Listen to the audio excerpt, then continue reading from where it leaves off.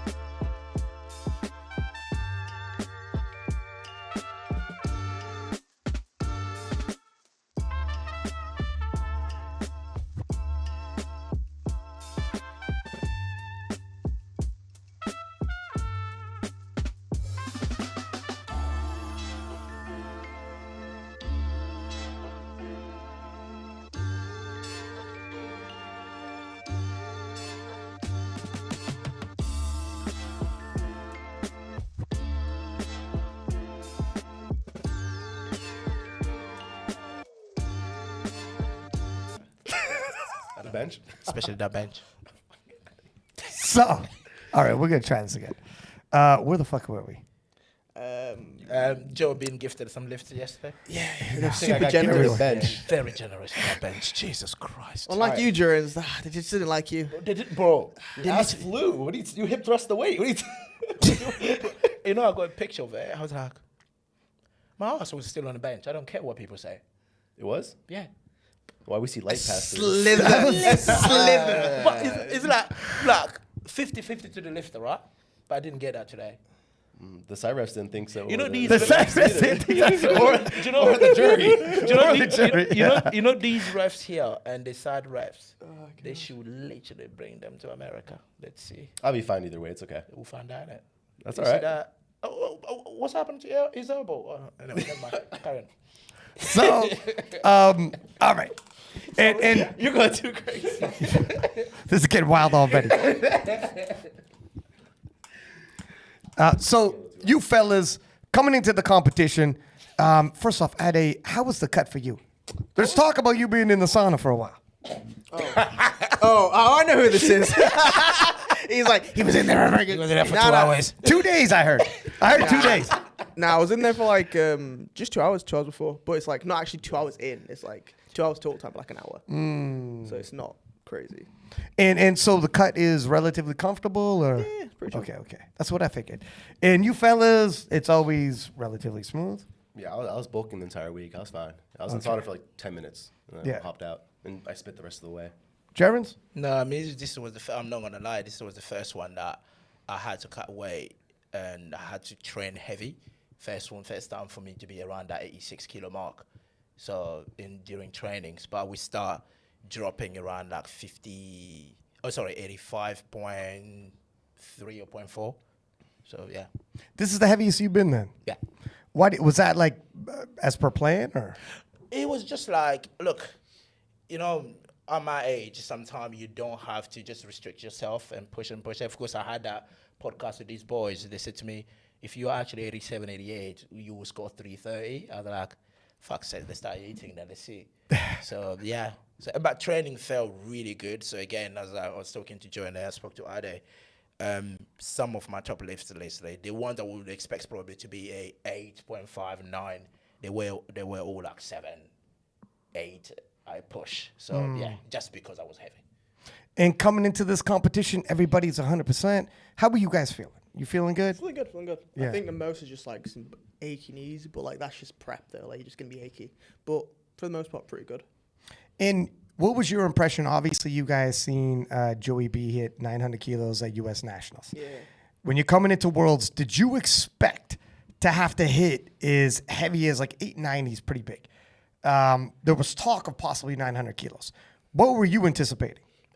So like with the US, like, cause I do a lot of analysis and stuff. So like with the US line, like I'm anticipating there's going to be a drop off. Usually like 5 kilos off their squat, about 2 on bench and about 2 on deadlift. So like assuming there's 10 off. So 900, 10 off. So 890 is basically what I thought it'd be, which is what you had in plan. Literally the sheet was like bang on where I thought you'd be. So I was like, okay, cool. So that's what I was like kind of pacing for. So the day was kind of going to plan, to be fair. How about you, Jurins? I think it's similar. So for me, it was like, okay, 900 in the US. So me and Christian said, look, he's going to come in 85, 90, we'll win it. So that's what you need to prep for. So you need to prep for somewhere like that 80, 85. So if, again, these guys are strong, they're bigger puller than me. So for me, it's almost like you get your 80, 85 and sit and wait what they do. Because these two, they will go up against each other in terms of like pushing that pull. It's just like, because I don't have a deadlift, all I need is like 3 squat, 3 bench, 3 deadlifts, just sit and wait and just see how the outcome is. So Yeah, apply pressure. Yeah. How is it? I mean, the level has jumped so flipping quickly. I remember going into last year's Worlds, Russ hit 860 in the beginning of the year, and that was like a big number. Everybody was intimidated by 860. He's going to bring 860. And Nah, Don't know about it. everybody. no, It was fun. Some people said 75, and I said it wasn't enough. I don't know. well, okay, some people said not everybody. Fair enough. However, if 860 was like, now we're at somebody's going to bring 900. The conversation changed from 860 to 900 in a year.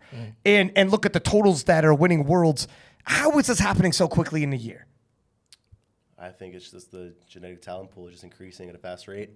Ade is young. I mean, you're not, but I'm young. Ade is young. We're progressing at a fast rate. We're filling out the class. We came from 75 or 74 in this case. So it's just a combination of just the talent pool, also new science in the sport, new training programs, just more knowledge. So it's a combination of stuff. And what were you thinking as you came in? Were you thinking, because I know I talked to you in the warm-up room ahead of time, and you guys were bang on, you said 890, and you would crunch the numbers, and obviously you could like deviate if you had to. But even in prep, like, were you always thinking you weren't going to be going for 900, or what were your thoughts? I was prepping for like 905, 910, and I was on track, the block out. I hit a double squat PR, deadlift PR, and a fatigue 215 single on bench, and I felt stronger than ever, and that was only 4 weeks after nationals, after the 900. So I was prepping perfectly with my singles, and then I got sick 2 weeks out. I lost a bunch of weight, couldn't sleep at all because I couldn't breathe at night, so it tanked my recovery, and for basically 2 weeks in a row, because I got sick on my week 3 SPD, and I was still sick on my week 4 SPD. So everything was overshot if you look at my my Instagram page. So I was stronger than ever on meet day. So the international thing, I really don't understand. Like, there was no effect because I was stronger on the platform than any session on my final block. And I came a week early as well, and I was bulking the entire time I was here, and I was sleeping a lot.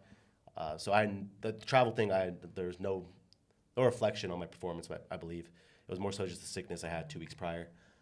But yeah, I was prepping for 905, 910. It wasn't there on the day. I was just too beat up. Momentum did halt a bit from the sickness. And then I was projecting at 320, 195. You hit the bench. The squat was a little lower. Projected this guy, the champ, at 330, like 200, 205, because I know his bench was popping off. 330. That's what he said. Yo. Jesus Christ! I saw your back ups. If he'd done 330, he would have been talking crazy. He did like 325 with the Sheffield prep. He was talking yeah, crazy. no, but like you can base off the back off work. So you did 300 for doubles back off. I can't even tell with this guy. He doesn't post his top sets. Yeah, but you can just like doesn't matter. It was just a projection. Doesn't matter. So when I saw, was it back off or was it before the top set? Oh, fatigue single. That's back off. Go and ask Christian. Yeah. I was projecting higher squats on both of them. Their benches are pretty accurate. It's pretty sad that you missed the third on the technicality. Yeah, that's fine, bro. That's fine, bro. I'll take you as a gym baby. I don't care what people say. Yeah. You still lifted it, you know. Yeah. I'll give that to you. But I was expecting a little more on the squats, but then I saw they were around 10 kilos under, so I knew right off the bat that 900 just wasn't needed. So yeah, but I was prepping for over 9. In terms of like the travel to Worlds, so the reason why people say like Worlds can bring down totals, not always, but there's a time zone change. So if you are going to bed at 10 p.m., if you're back in the Eastern Standard Time Zone, your body thinks it's 4 p.m. Yeah. So your body's going to be up. The travel, if you got to cut a lot of weight, you don't have to cut a lot. And then international officiating sometimes nips some people up. Not always, but sometimes pops up. Now you test it. You get to check these off because this is what the people say about Americans. You know it. They look at U.S. nationals and they say, reffing's a little light. What happens with the travel? And some of it is, if we're honest, some of it is valid. Some of these question marks can be valid. Though, What like, do you the mean some data's of there. it? The What do you mean data's- some of it all, is valid? like the data is It's there. all valid. I don't know. I went 9 for 9 both meets, man. Yeah, but like, okay, it's like You can't just say one person go 9 for 9. You just think, look at the whole meet. It's valid for everyone else but me. Okay. But Look at the stats. Look at the stats. Data proven, right? True. oh god. so anyways, for yourself, obviously, it all worked out in your favor. So you got here early, and you adjusted the time zone, and everything was smooth. How far out did you get here? A week early. I got here on Wednesday. Or I left Wednesday, arrived on Thursday morning. That's a good idea. Yeah. That's a really good idea. So you guys show up day of.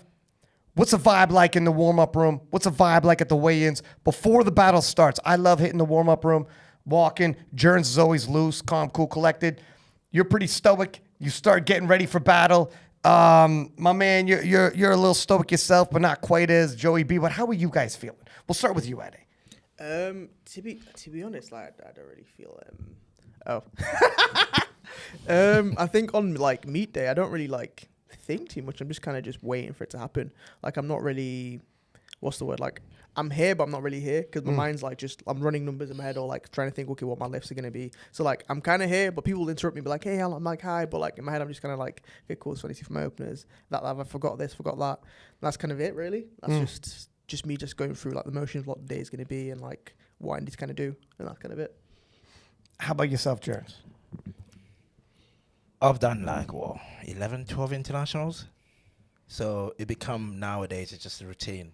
I come in, I know people have got their game play face, people have locked in and all of that, so you respect people's space. So this one, when I came in, I knew already that we need to make this fun.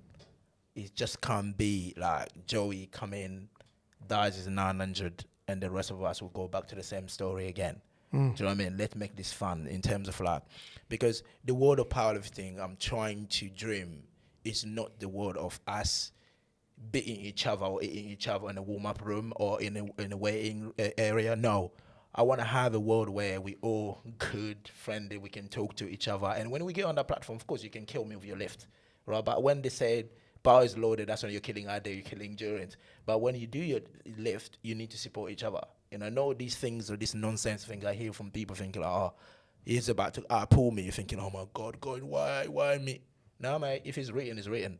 You were not strong that day. So you just have to celebrate the lift. Do you know what I mean? So yeah, to me, I felt calm. And of course, I saw Joey the day before. And I think when I came in, Ade was there. We're in the same team. So, and I always compete against them. And the rest of the 83s, like, I'm seasoned now. So I know pretty much every single one of them. So it's like, I intend to approach it where I don't want to put some fear into people's face. I want to make people a little bit loosen up a little bit. So that's why I intend to approach people, just say at least a hi. Not a conversation, but I'm just going to say a little bit a hi and all of that. Because some of these lifters are coming here. It's just being on the platform with Joey, Ade, or myself is already a win for them. That's true. Do you know what I mean? So just be loose a little bit, be kind to them. That's mean more to them than just getting a squat on the platform. That's why I intend to be a little bit like kind. So yeah. Would you approach or be approached by somebody who's ranked 12th differently than maybe someone who you're head to head with, though? Is that also fair? No. I approach everyone equally. Because one thing I know in powerlifting, I can come in as the strongest. He can come in as the highest nominated, but anything can happen. We all sumo pullers.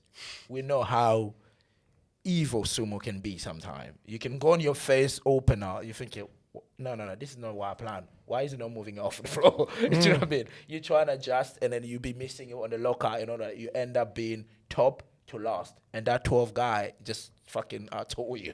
Do you know what I mean? So to me, like, I approach everyone equally because we all prep for this. Everyone that in that room, they spend time to prep for this. So I respect everyone equally. So yeah, that's how I approach it. Before I ask Joey, tell me the differences, if there was any, between this year's vibe and previous year's vibe in terms of it. So the 83 is getting, sadly, of course, you guys are young. I'm the oldest in the room. You know, you almost like have to have a head of being older. It's getting a little bit very interesting in terms of like the environment I always wish for. That's what I'm getting. Previously, as I told you last year when we did this, like Ross coming back for after 5 years, and especially being there in 2018, being there in 2019, and of course firing some DMs as well sometime, I thought we just gonna have a laugh like when we meet before weigh-in. My man came in, he had a game face. Yeah. He looked at me. I spoke to him about this before. He looked at me, bro. I sunk. I was like, oh my Lord, he's serious. He's really coming to win. Do you know what I mean? So, but this time around was different. So we came in, we were talking to each other, you know, we were all literally like close to each other, smiling and that. But we knew like, yeah, he's the strongest, you know what I mean? He's the talent that we're expecting for him to go 9 for 9 and see what he's capable of. And me being the world champion, it's like, oh, is he going to defend his championship? In that room, everyone knew that, right? So the reality of things is, us top 3, I don't care what other people say, us top 3, for anybody in that nomination to disturb that podium, things have to go wrong. for us free. Do you know what I mean? They almost did. Yeah? I know, they almost did. I know. We almost paid for it. I was like, God, please, not Christ. today. Not today. You know? God. So everybody that came in, they knew it.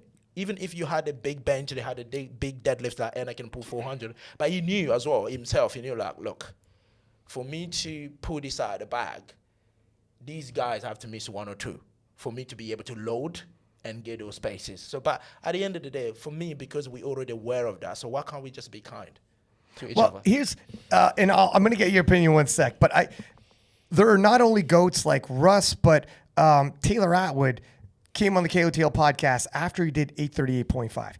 And the name of the podcast was one of his most famous quotes, where he said people come up to him trying to talk to him, and famously Bryce Lewis who's not even in his weight class, tried to give him cookies, and he's like, "Get your fucking cookies out of my face." He wasn't. I'm paraphrasing, but Taylor said, "I'm here to beat you. I'm not here to be your friend." And it's just a mentality that he brought of like only during that. Afterwards, we'll hang out. He'll do a podcast like this. Like he did several times, like totally different. But in that moment, it just helped him get into a certain zone. And Russ has talked about it as well. And like other, not just Americans, not American thing, Penna and some other people do the same thing. So I don't think there's a right and wrong necessarily, but there's different pathways. I think it's a culture thing. You think so? I really believe that. I don't think it's. I think it's a personal thing. Though. I think like not everyone wants to chat. Like everyone deals with competition differently. Like, cause I'm very like it's not deep. Like, cause again, like I kind of have my day figured out. Like if it goes to plan, it's cool. If it doesn't, it's cool. But it's like I'm not gonna, cause I don't feel like I need to kind of be super like, oh my god, fuck off, mate. Like because so I can perform. Like I'm either gonna perform or I'm not. It's like I don't. That's why I'm super like chill. Cause it's like it's already kind of if I had a good prep, I'll be fine. So I don't need to be like, oh my god, like this guy's coming up to me. I don't want to talk to you. It's not deep. But I think it's a personal thing though. Yeah, sorry, expand and I'll get, because you're an American and but you think it's culturally. I really, because again, as I said, like I've done this 12 times, right? And as you said, some people are like that. I disagree, because I see that behavior or that way of being mostly just with Americans. And then it's not a bad thing, right? People are listening and think like, oh, I'm talking shit about Americans. No. This is what they know. You know what I mean? And it's things like sports means a lot to you guys. You started, you guys, I mean, I think we're talking about it. You guys start benching like at 12 years old, right? You know? Wrestling at 5, exactly. baseball at 7. So sport is like, it's part of your life. But in this side of the world, it's not really, unless, like, of course, you want to become an F1 or a footballer, then become your living and all of that. But powerlifting is not. Do you know what I mean? In this part of the world. So again, when you guys are flying those long flights, you want to get the benefit of it, right? In terms of like, I'm going there, I've left my family behind, I spent all this money, I just want to win. So when you go there, you want to lock in. I understand that, right? And then I've seen that, as I said, mostly in American, because every time I compete around the world, I have the French, the Germans, the Croatians, or you name any nation. I vibe with them, I talk with them. Do you know what I mean? Even in the bigger weight class, smaller weight class. Do you know what I mean? They talk. But it's just, because even when I was with Delaney in South Africa, this is what I said is a culture thing. It was the exact same way as Russ was, as Taylor was. Chance Mitchell was the exact same way. Literally.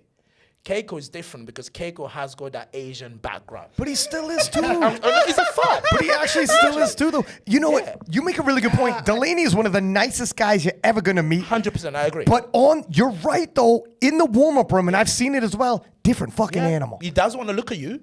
He does want to see you. And sometimes, like, even like, when I did Malta with him, right, his platform was next to me. I'm doing my warm-up. I can literally tell he's literally looking at me like that. I'm thinking, oh, my Lord. You know what I mean? And there might be something to, like, Americans are far more into sports. They don't have the greatest. They have a big population, not the biggest population. Olympics come, the medal hauls they have, the sports they have, competitive, really competitive. Like high school football will have 100,000 people at they are super duper into sports. What is sports? It's competition. And when you view competition like that, you're competing, son. You get from a young age, son. You were competing. Yeah. You were gonna hit that. You were gonna make the team. You show up on time. You don't cut corners if you're running laps. The whole nine, and it's serious. Maybe it is cultural. Joey, what do you think? I think it depends on the sport, because obviously in Europe, soccer is huge, or football, right? Right. So those guys are way more intense. If an American comes to play football in let's say Germany or in Spain, they're gonna see you guys as the intense ones, you guys as the aggressors. Yeah. But in powerlifting, we're viewed as like the enemy almost. Everyone's hostile towards us. You're all one big pack.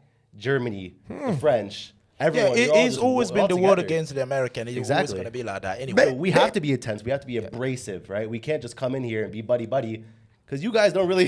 You don't want to be buddy with us, first of all. Even though yes, like we can be chatting before the weigh-ins, like I was with Ade, Jurins, and all the other 83s. I was dapping everyone up, taking pictures, even laughing around. But like when that first lift starts, we're locked in. I'm not talking to nobody. I'm just with my coach, head down, music blaring, and that's it. But I think it all depends on the sport, though. The difference as well, right? Before Ida goes in, right? Even though when that first lift locked in, right? But still, when we get that eye contact, that's the difference I've seen now, right? You know, of course, in Sheffield, Russell's a different lifter. You know, I can literally say that. Well, honestly. how so? That's You know what I mean? interesting. So you see the vibe that we had in the warm-up. Oh, yeah, I still dapped you up. You know what I mean? Yeah, we see eye contact. We acknowledge each other, right? Yeah, Even yeah. if like you wanna go for your lift, right? You're like, bro, go and crush this. Yeah. You know what I mean? We're talking to each other, you know, signs. But in the past, we never had that, and I had that with Russ at Sheffield. Did you? Yeah, we had that. In Lithuania, we didn't. Yeah, but it's different now Why is it different? because It's just lifting still. It's the same leg no, but plate. there's a different like personal attachment to it. Like you beat him, Yeah. So, it's more important. so you're gonna be friend with me because I beat you? He has to acknowledge your greatness now. But do you think though, Russ came in thinking, I could bully these guys, I got a spread, and then if he lost, are you saying maybe he's like, now it's okay, I got to view him a little differently? Is that Yeah, what it is? I think or- that's probably what it is because it's like it's a thing of because it's like if you're dog walking people and then like you get beat, it's like a cool like you see it with like I think great analogy is like let's say UFC fighters, like after they lose they're not the same. Like there's a slight like change in their personality because it's like, oh, I'm not like untouchable. So I think it's kind of a thing of like I don't know if I'm psychoanalyzing the guy, but it's a thing of like because you beat him, it's like a cool like this person's kind of like it's almost like a shared camaraderie because like he's beat me, so like we kind of in this together. So you bring up MMA and like you brought it up. I love bringing it up too, but I'm glad you introed it. There's a UFC fighter, Yoel Romero from Cuba, and he said if he's facing off with somebody, sometimes he'll notice if the other guy's nervous or anxious, he'll try to break tension. And so, for instance, two fighters went up, did a stare down, and those two ahead of him and the guy he had to do a stare down with after the weigh-in. And those two fighters ahead ended up pushing Freckles, whatever. And they're waiting to go up. And let's say it's me and you. And the one guy turns to your Yoel, goes, but we're not like that. You know what I mean? And then just look back. And Yoel looked at him like, you're breaking tension. Like you want to like you're getting a little anxious. Well, I am too, because I feel it. I know you are, because I feel it. So I know you feel it. And your reaction to that was to break tension with me. And then Yoel's like, all right, because I'd push a shove with you if you wanted to, but I don't give a shit, whatever it is. I'm just saying, you broke tension. And so Yoel goes up there, and he's telling himself, that's what he's telling himself. Right or wrong, it's weird how people approach things. And sometimes we do things to break tension, and we operate better with less tension. We operate better. Like, for instance, women are extremely vocal and honest about this. And Alba and Kiara were on the podcast, and Alba said, I operate better when it's positive, and I show up and it's positive, and I feel like we're all friends and we all want to do well. I don't operate better when I pretend we're all enemies and I feel friction. And if there's friction on me, I don't operate as well. If somebody wanted to be uber aggressive, and let's say there's millions of dollars on the table, which would change everything. You're all huge sport. You would hear that and be like, what am I going to do if I'm facing you now? And you just said that. I'm going to stare you down and make you feel what you just said, you don't like that and you don't operate as well. You operate better this way. I'm going to go out of my way to make sure you don't operate that way. But if there's $10 million on the line, of course you're going to. But there's no money on the line or none at Worlds anyways. So why would you? But it is, I don't know. It's fascinating to hear. It's fascinating because we're thrown in like a situation where it matters. There's so much tension in performance. Yeah, but we're all in it together, right? Like he said, it's not that deep in a sense. That's right, because there's no $10 million on the line. Exactly. But if there was, everything would be changing. But we 100%. We all know the pain and I suffering feel like of the sport, right? I think what I'm saying is not deep. Like, don't get me wrong. Like, dude, from this competition, I've barely slept because I've been so pissed. So like, it is that deep, but it's also like, dude. But it's I want to hear that because I don't want to hear it doesn't mean much. No, it's like I think there's like a way because I don't want to come across like I don't like care. It's like no, I do care. Like I care a lot. Like it's really important. Like even if it's like you're not making money or from it or like not much or it's like a thing of, but like you spend hours and hours training. Like the performance does matter. So it's like when I say like it's not like I mean in terms of like the interactions with people like that kind of thing because like me talking to you or me saying hello, I'm not going to be like your best buddy in the day because again I still want to beat you, but like I'm not going to be like go out of my way to be like oh I don't want to talk to him because it's like it's not actually going to affect my performance because all the work's already done. I'm just showing up. Do you know what I mean? That's what I mean. Like all that kind of stuff is not really relevant because like it's not going to change my outcome for the day. Like that's already been predetermined by training and like my standards. So all the stuff on the day is just me executing that. That's what I mean. Like that's not deep, but like the result does matter. The result is important. Let me ask you guys, because I just want to set the table before we go into today. So how much does it mean to you? A lot. Yeah? Like, it means a lot, man. Like, because why else would you do it if it doesn't matter to you? Like, that's one thing I don't get with powerlifting. When people, like, try to, like, it's like it's hobby and it's all this stuff. It's like, why do it then? Like, why spend all this time and effort and training? Like, there's sessions where, like, I've had to train, like, 1 a.m., 2 a.m., and I'll do it. I'm fine. I've got an achy ass body. I'll do it because it matters to me. It's like I'm not going to pretend and go, oh, like I don't care. Like even people like say things about training, like it does annoy me because I care. Like I spend all this time doing it. Why am I not going to get annoyed and defend myself? Like people having worse to say about like performance, having their opinion, but you weren't there, you don't know. Why am I not going to come out and like say this? But like, oh, you're being a bit like, no, like I spent all this time into it. How am I not going to like get heated about it? It matters a lot to me. Like, and it's okay for it to matter for you and you want to defend yourself. That's fine. But it's like, I'm not going to like shy away from trying to be like, if someone has something to say or say, I'm not going to like shy away from defend myself wanting to like attack somebody back. Cause it's like, again, it's something I put all this effort and time into. Like it matters to me. I'm sure it matters to you guys as well. Like you're not gonna like. I'm sure when people say things like, "Oh, like, how's it gonna when you come over?" or someone goes, "Oh, you're 4% on the fucking shuffle thing," you're gonna be fucking pissed because like, what do you mean I'm 4%? Like it does matter to you, man. Like, do you know what I mean? How much does it matter to you, Joe? Like he said, we put countless hours every week, like 10, 15 hours every single week. We sacrifice our personal life, relationships, just to do a sport that doesn't even pay us, right? Or pay us a livable wage in a sense. Barely. Exactly, right? we barely get the travel cost reimbursed. So it means everything. And especially since I came in the sport at such a young age and I had like superstars to look up to, I almost viewed it as not pure professional, but it's on its way to become one, right? So I'm the younger generation, Addy is as well. So we came up into the environment where it was more serious, right? I know Jurins, he came in more of a local scene. Well, I'm not to be bro. dead ass honest, you inherited the scene was Worlds is different, Sheffield, money. Exactly, yeah. You inherited that. All of like me and Ramsey were like, some people, it makes us go crazy to think that some people are coming in and there always was King of Lifts, White Lights Media. And you're like, this is the way it's always been, live podcast. Whereas Jurins, in fairness, me too, dog. Don't worry, I'm aging more than you. But this is the Nazi, man. Longevity. Jurins was around when none of that was there, and powerlifting wasn't that. So this is relatively newer stuff. Like avenues, like these kind of live podcasts, like shit. Money, Sheffield, whatever, it's kind of new-ish. So it kind of stands to reason. Plus, Jurins in a different part in life, you have a family. And in terms of like, he could say it means everything to me, whatever. I'm willing to die for this. You didn't say that, but this is whatever. Whereas Shell was on here saying, I felt this way, and now I'm moving up to 74 because literally started having kids and it changed. It doesn't mean everything to me anymore. I got kids. My viewpoint has changed. I don't want to put words in your mouth, but he's also from the same generation. He's 37. How do you feel? What does it mean to you? I would just put it this way, probably to sum it up. Powerlifting has become part of my life for the past 10 years. So when I say part of my life, it does take a percentage of my living. You know, on earth, I don't have long to live, but powerlifting has got that percentage. That's all I can say about it. So in terms of the view, when Shell says he has kids, it doesn't mean really much to me. I think for me, I'm different. I have a kid, I have a partner and all of that stuff, but it has to mean something. Otherwise, the 2-3 hours I'm spending in my garage, I could be going karting with my kid, right? Or I could be sitting there watching Love Island with my missus.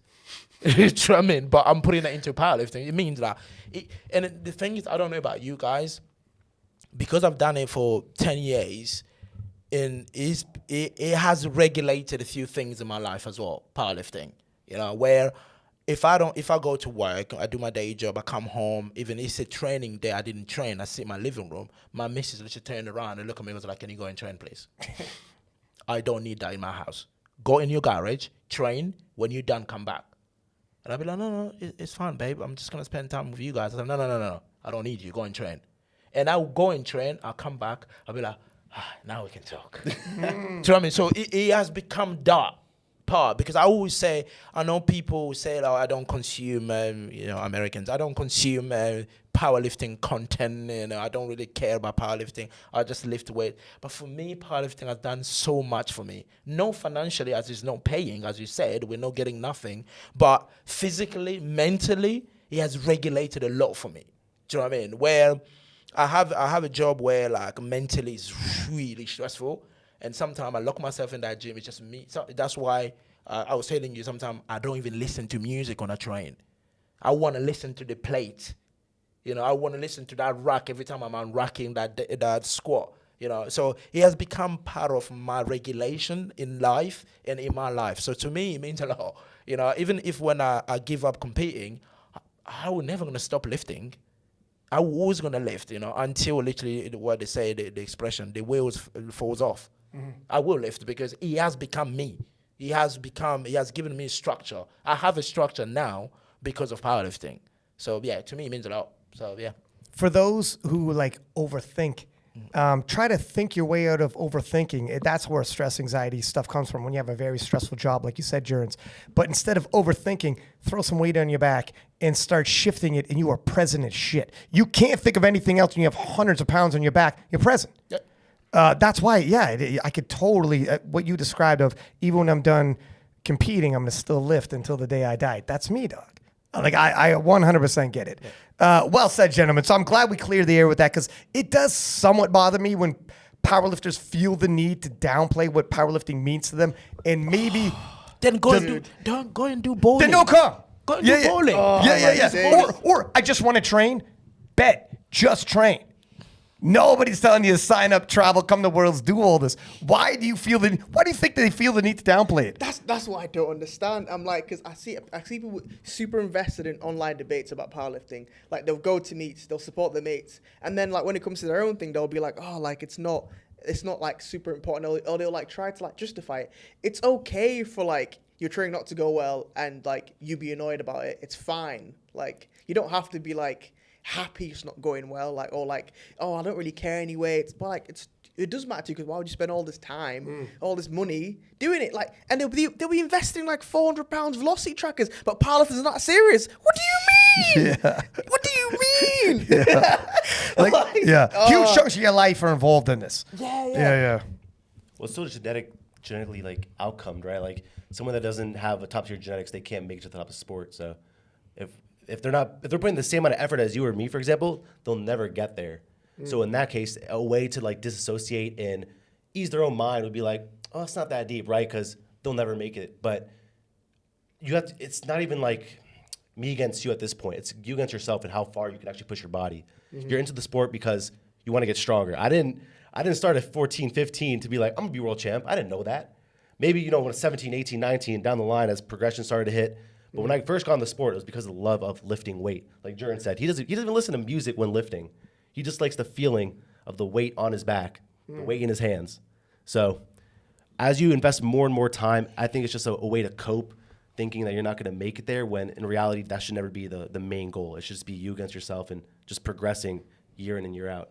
And some people at the top speak like that, I think maybe to alleviate stress, pressures, That as well, etc. yeah. To like something is big. You know it's big.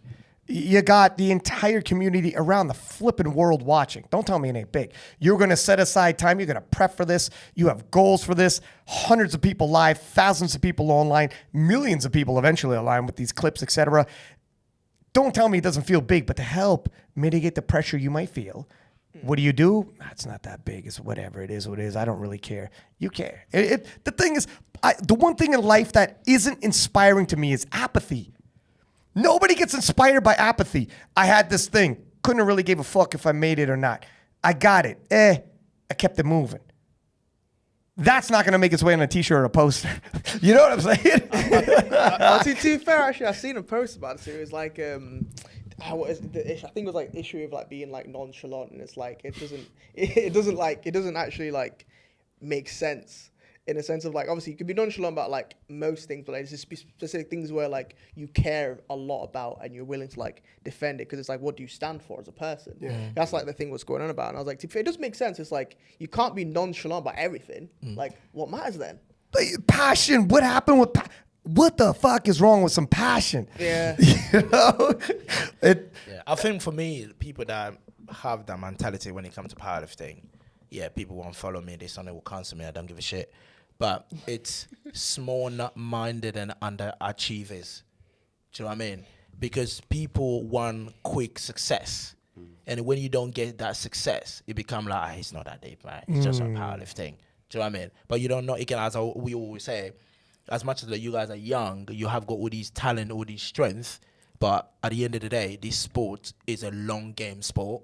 Do you know what I mean? So it's not a sport that you come in. Yeah, you guys are blessed with the genetics and all of that. You're doing what you're doing, but it's not normal what you're doing. Let me just say, let me just paraphrase that one, right? Not everybody are gifted to be on the level you guys are. So it takes time. Like for myself, for me to win that world title, it's taken me 8 years. It doesn't mean like, I was shit. It doesn't mean like, okay, I was not good enough to be able to do that. It's just like, for me, it took long for my body to adjust in the sport and get stronger and get to that level, right? So people, because then your generation, these digital generation, they want that quick result. I want to bench 200. If Joe can bench 215, I'm 20 as well. Why can't I bench 215? And then every single day you're going to the gym, you're trying to PB to get to that 215. And when you can't get it, I was like, it's fine. It's not that deep. It's only powerlifting. Who cares? It's a sport that nobody talk about. I was like, yeah, because you just share it. That's why. To me, it's just small-minded people. That's why it is. Because as you guys said, if anything you're spending 45 minutes to talk about or do, it is deep. Yeah. Well, and also what's interesting is, so Joe's very young, made the progress he made, and I agree. You had touched up on how you have to be genetically inclined to make it in powerlifting. But it's interesting how, like you had said, look, I made it to the world championships. I was a national champion and hovered there for years. But you're still genetically inclined, but it took time, obviously. So it's different pathways to make it to the same goal, which is very interesting. I agree with, in terms of our sport, it's not like there are some sports that are extremely skill-based. Yeah. So no matter your genetics, if you don't have the time, patience, and repetitions to go through these skills, you won't make it. I don't know where we're at with powerlifting. Probably more on the genetically inclined side, but Definitely. Well, definitely. Yeah, but no, but like to some degree, like effort can take you quite far. You might not like be like, for example, like let's say you're genetically inclined. And you don't know shit about programming. You just go into training. You can probably get very, very strong for the blue. Cool. But like, you might not be able to stay there. You might get there for like a little glimpse and just break your body and then you can't maintain it. Someone else he might take them like 5-10 years to get there, but then they reach there, they could probably stay there because like it's taken them so long and he learns some other things. Like, cause you have this thing of like, you can get like two types of coaches. You can get coaches who aren't very strong, but because they aren't very strong, they learn a whole lot about stuff. You can get a coach who's just strong and they're gifted genetically. Because of that, like they don't then have to figure these things out. So when they get to coaching, they don't quite understand different aspects. And so it could be the same thing with like athletes as well, where it's like you see it with athletes where like some guy is really, really good because he has an easier path to get there. So he doesn't have like the necessary tools to navigate issues. And other guys where it's like, because they're not super skilled, they have to understand things to a greater degree. And because of that, like they're able to kind of, it might be kind of slow start, but when they get there, they kind of can stay there. That's basically what happens. Well, I don't know if there's a book, I think it's called 10,000 Hours, and it's how people achieve the upper echelons and become outliers, and how some people, when they get there sooner, they track some athletes. Some athletes in whatever sports, if they get there within 2-3 years, and then the other guy or girl takes 10 years. When a speed bump and adversity happens, the person on the 10-year slope probably had to do far more, overcome far more, change things up, was told a million times, why are you still doing this? Gut checked themselves like a million times, like, why are you still here? And then two-year guy, girl, got there very quickly, did not have as many gut check times, did not have to ask these questions. What do I have to change? What do I have to change? Like I hit the speed bump, and do a self-audit on themselves, and then made it there. So when they hit adversity, sometimes either they respond differently in those adverse, or if they meet each other, it can become a different scenario when they actually meet each other. And there's also usually longevity-wise. Now this is like, there's always outliers to this, but longevity-wise, the person who got there took longer is going to last longer. What do you think about that? Is that roughly what you're saying, or about there? Because it's like, because it like, I think with the journey you take, like how quickly you kind of get there also might not reflect how much effort's taken you. If you're just like super good and like everything comes super easily, once you have that first roadblock, you're not going to be able to know how to navigate it. But if it's taking you like a few bumps, you're gonna have to build this resilience. And you're gonna have to like find all these things to kind of help you kind of like get back. So I think that's kind of what I'm getting at. It's like, it's not always like this smooth sailing, and it's okay if it isn't. Like even like with myself, like cool, I'm gifted genetically, great, but like I've still, like my last world championships I had as a junior was 2022 or 2021. It's been like 4 years since I've been back here, and I've been strong enough like at least last year or like before then. I just haven't had a chance to do it, and it's like, it's still, some people could have gone like, oh, do you know, it's taken like almost 4 years to get back, just pack it in. But no, like, okay, I'm gonna stick with it. See, there's also, not to name, I'm not dropping names or whatever, this is actually an amalgamation of a bunch of people. But you'll talk to certain people and you ask them what they're doing, and they're training X amount, calorie, steps, the whole nine, and within powerlifting, that sounds crazy to them. But you actually look at other sports, and this is all they're doing, by the way. They're not Jurins with a job, kids, whatever. And in other sports, and they think this is crazy. They think they're killing it. They're burning the candle at both ends. But that's all they know. All you know is all you know. When you're a kid and you lose your toy, it's the worst day in the world. You just completely break down, but that's all you know, so that actually is the worst day. It's the same when you're an adult. So there are certain athletes, you talk to them, if they aren't familiar with other sports and what other people are doing, this is where, coming from sports nations you might know, you think, oh my God, this is so crazy, the amount of training I'm doing, I don't know how I can sustain this, and not knowing what some other athletes are actually doing. Like, talk to an ultramarathon runner who does, marathons, or ultra marathon could be 100 kilometers or miles or whatever. Talk to MMA fighters, boxers, and this is nowhere near as tough. Nowhere near as tough on your body, or even track athletes at the highest of levels. It's like, this isn't what it is. It's just, I'm wondering your guys' take. And you're young, but your training years aren't necessarily as young as your age shows as well. I've been training 8 years, so you've been training 10, right? 10 next year. Exactly. So we have a very similar training year experience, but I started a lot earlier, right? So I do believe your genetics are equal to mine. If you started at 14, though, you're not telling me you wouldn't be a 900?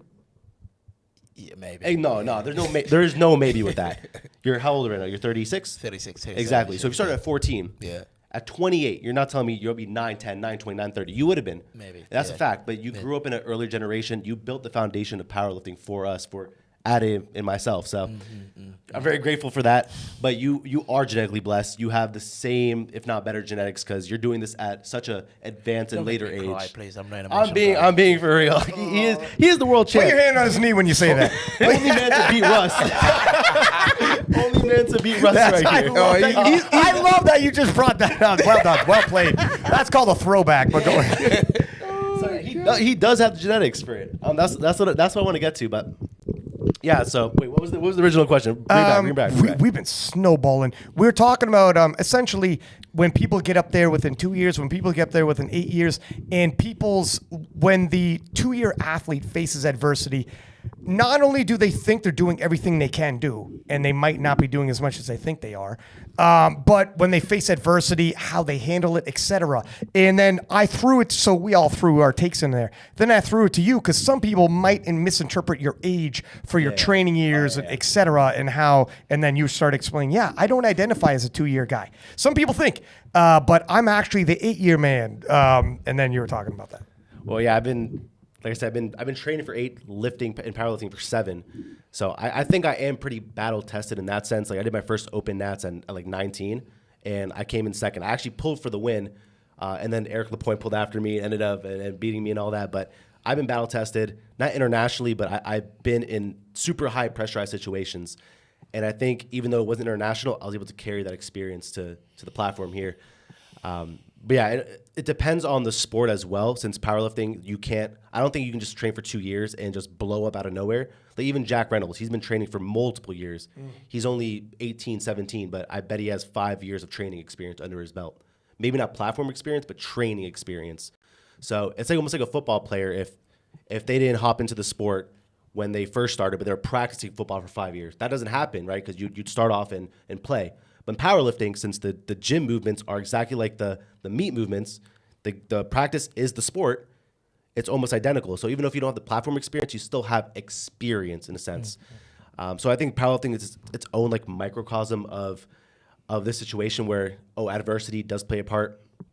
But I do agree with Ade saying that if you aren't as genetically inclined and you have more road bumps, you have more mental callous, right? You're more mental fortitude. You've been through it. You know how to navigate it. You have all the tools in your toolbox.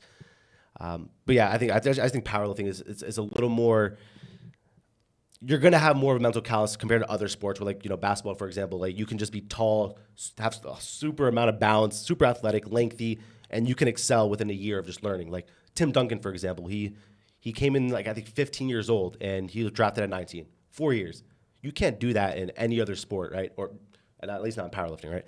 So I think it all just depends. But powerlifting, I think everyone has some sort of experience, whether that's in the gym or on the platform. We have an example in this World Championships. Turbo Tiff finally lost to Heather Connor, and Turbo Tiff won 4 World Championships. I was talking to her, and I mean she took a while. Like she'll congratulate Heather and the whole 9, but it's rattling to her, and she's emotional about it. Not for any other reason than I've never lost. She doesn't know how to deal with it. Well, she's never lost, not even on the way up, not even on a local meet, never. 4 world titles deep, finally lost. It's new. It's supposed to, you have a new feeling like, oh, I haven't been this, and the world watched me lose. Like if you lose on the way up several times, for the first time, usually people take losses in all types of levels, and then when you get to the world, you've lost good and plenty, and it is what it is. But if you've never lost, and you've gone through like Sheffields and 4 world titles and everything, and then finally you lose, and everybody's watching you like, how do you feel? You're like, damn.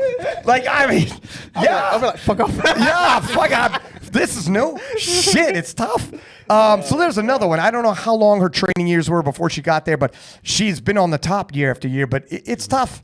It is tough. It's interesting. That's why I like sports. How do you guys feel about this quote? And then I'll tell you how I feel afterwards.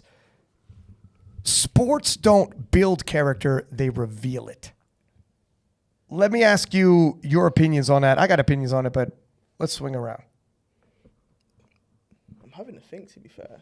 Go both ways, yeah. It could go both ways, or anybody can go first if you want to think on it for a second. Actually, Okay. I think I do quite actually agree with that to some degree, because like I think with my personality and also like how sports have been for myself. Like for me, I typically like I almost perform better after like a setback or something that goes wrong because I'm like I can't believe this is happening to me. It like almost like gives me an extra gear.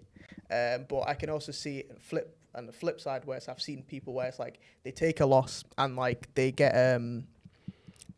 demotivated, but I kind of like get remotivated by it because it kind of like, so I think into some sense like it does make sense. Like it kind of shows who you really are. Like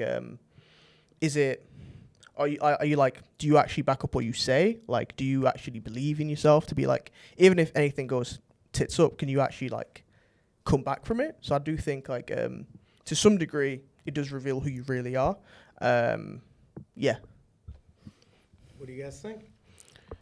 I think for me is I agree. It does reveal your personality, who you are, in the sense of before the sport. Like, of course, when I was younger, I used to play football, like you guys call soccer. Yeah. So I played with some of the great football academy in the country. So I mean, when you're foreign, you come to this country, you start playing football well. As soon as they scout you, mum and dad think, football, that's what you do. Do you know what I mean? Yeah. And so I think for my, especially powerlifting, as I have this personality at home that people have not seen, and powerlifting has brought that out, you know, in the open, where I'm approachable, because it things like people that don't know me, you know, just in my family, my friends I grew up with, they always say like, oh, you're unapproachable because you have this aura in you. Like, I can't even ask you a question because you give me a look, I'm thinking, oh, fuck. Do you know what I mean? I don't want to approach these people. This person, as we said, some of the American lifters, like, they're nice people, but because physically how they look and how they perceive themselves, you're just thinking, oh no. So for me, it's like powerlifting has brought out that Jurins that is approachable out. You know, that I didn't have when I was younger. Do you know what I mean? Even, again, I started the sport at 27, 28. So even until then, that personality was still in me. It was almost like, I don't want to show that personality to people. But the more I compete, the more I train. This is why we said earlier, that's how important it is. I don't know how people think it don't mean shit. You know, the more I spend time into it, it has revealed actually the true me, you know, as a person, as a father, as a partner. And it has made me resilient as well. I'm thinking like, look, you can earn or learn resilience from anything you do. You know, the sport that people don't care, it doesn't pay. Sometimes you see people lifting where people are like, what the fuck are you doing this to yourself, right? But you're learning resilience there. So for me, I believe it does reveal literally who you are. So yeah, I definitely agree. Yeah, it does reveal like deep down who you truly are, but it also can build up your character as well. It can be both, but it can almost be like your genetic predisposition to like how you react to stress and external pressure. So if you're, you know, competing, you have 9 lifts, you prepped an entire year, you countless hours, macros, everything has been geared towards one day. That's a super high pressurized situation, and your true self is going to be exposed right there, right?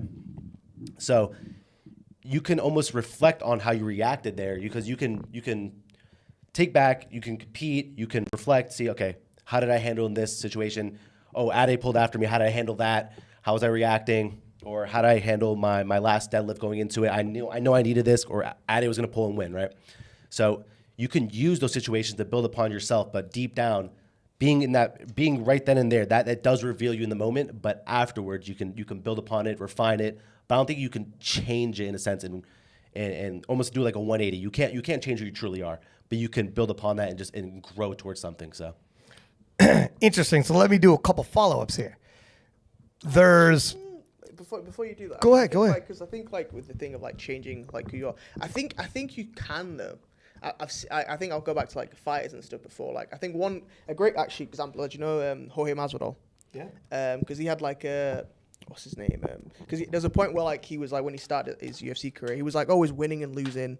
Then he went in this period and went to the reality show, and on the reality show, he had time to like reflect on like his whole like career, and he's like, why the hell am I doing reality TV? Like, I'm a fighter, man. What the hell is it? Because his agent was like, you need money because all this. So he's like, he sat there just like thinking about like all these fights, why he lost, why he didn't lose, all these different things that he hadn't done over the years. And then like, and he's like, oh man, I'm going into these fights like having decisions, like I'm not approaching this like I can win, like I'm trying to knock them out. So after that, he just came out like just swinging, just knocking people out left, right, and center. They had you got opportunity to have like a title run, and like you could like I think like in that sense it did change him because he wasn't really like that. He had that time to reflect, or maybe he wasn't really like that to begin with. No, I do agree that you can't change the core self, but you can change the path and where you're going towards, right? Okay. So kind of agree, disagree. I don't know. You know what? All right. Let me. I'll get into a quick story. I think will bridge the gap between the two of you.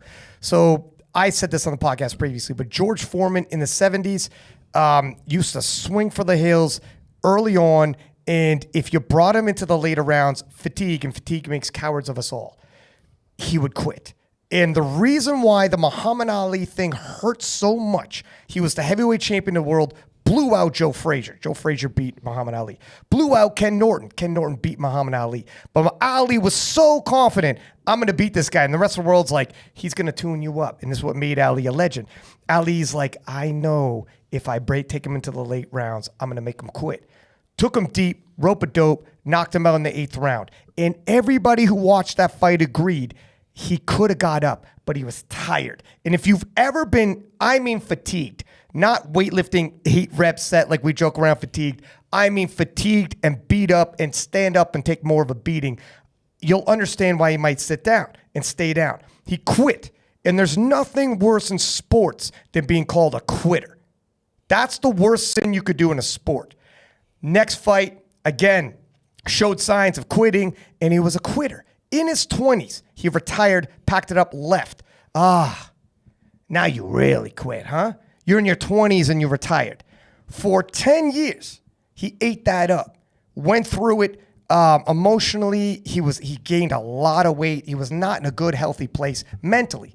And approaching 40 years old, he made a comeback, and it was an entire joke.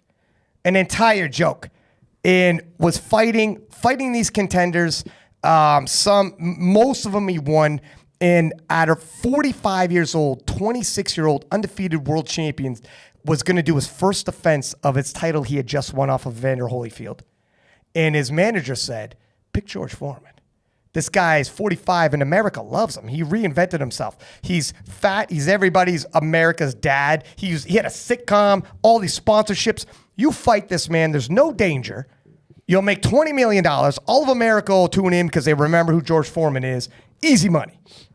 A couple funny things happen here. As they're walking down to the ring, the commentator said, something funny about those shorts George is wearing. Put a pin in that. We'll revisit that later. I don't know. Something reminds me of something. The fight's moving on. And just as expected, Michael Moore, the champion, peppering George, beating George, shuffling around George, outboxing George. Round after round after round.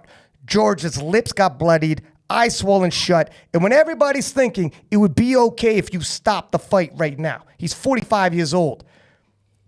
10th round comes, and all of a sudden, the commentator says, oh my God, I know where I know those shorts from. They're the same shorts he wore when Muhammad Ali knocked him out and took his title. And on this, are you telling me he kept those shorts for 20 fucking years in his closet, broke them out for this fight, and wore them down for the title fight to regain his title 20 years removed? Are you telling me that wasn't on his mind and he was even option of quitting? That's where, to your point, it won't change quickly overnight. 20 years it took. Yeah. 10 years of eating shit. People talking shit about you're a joke. All the weight you gained and you're a quitter. You left in your prime. All that time, and in the 10th round, a moment of opportunity, he threw a jab and Michael Moore stayed in the pocket in front of him instead of evading because he's taking him for granted. George timed the right hand, took the young man out, 45 years old. Oh my God. But the George Foreman story is the ultimate, not just comeback, but change from like a quitter. You press him, he'll quit, to, all that time later. That's why the George Foreman, and he just passed away earlier this year, is a beautiful story. But sports, I think it's right. I think you're right when you said it both reveals your character. That's who George was at 27. He was a different man at 45. That's the beautiful thing about life, too. You know, the older you get, the options to change. Fellas, we're getting deep as fuck right here, right? I bet the listener to the probably saying, "Can you talk about the lifting yesterday?" Yeah. We haven't even spoken about sports yet. Exactly. We have not recapped. I seen you threw a note up there, Ramsey. You held it too quickly for me to read it. We all good? Okay, good. All right. So what do you guys think about this? In terms of like the quit, because there's quotes about once a quitter is a quitter. The one thing I will admit about Michael Jordan had a quote saying, if you quit once, you got to be careful. It's not the end of the world. But if you keep quitting in training, you're tired, you pack it in for the day, you make an excuse not to do your accessories. It's the same thing in every sport. It becomes a pattern. Yeah. And once it becomes a pattern of packing it in a little early, you know, when those sports, when you're on the field, all right, gentlemen, I want you to run the field. I want you to run the field. And there's a corner in every fucking field, the soccer field, football field, whatever the shit. And there's a corner on that field. I'm the coach. If my back is to you and I'm like, good job, Ade, good job, Jurins, and Joey B's behind me, he knows, like, I could just cut the corner a little bit. You do that. What does that do mentally, though?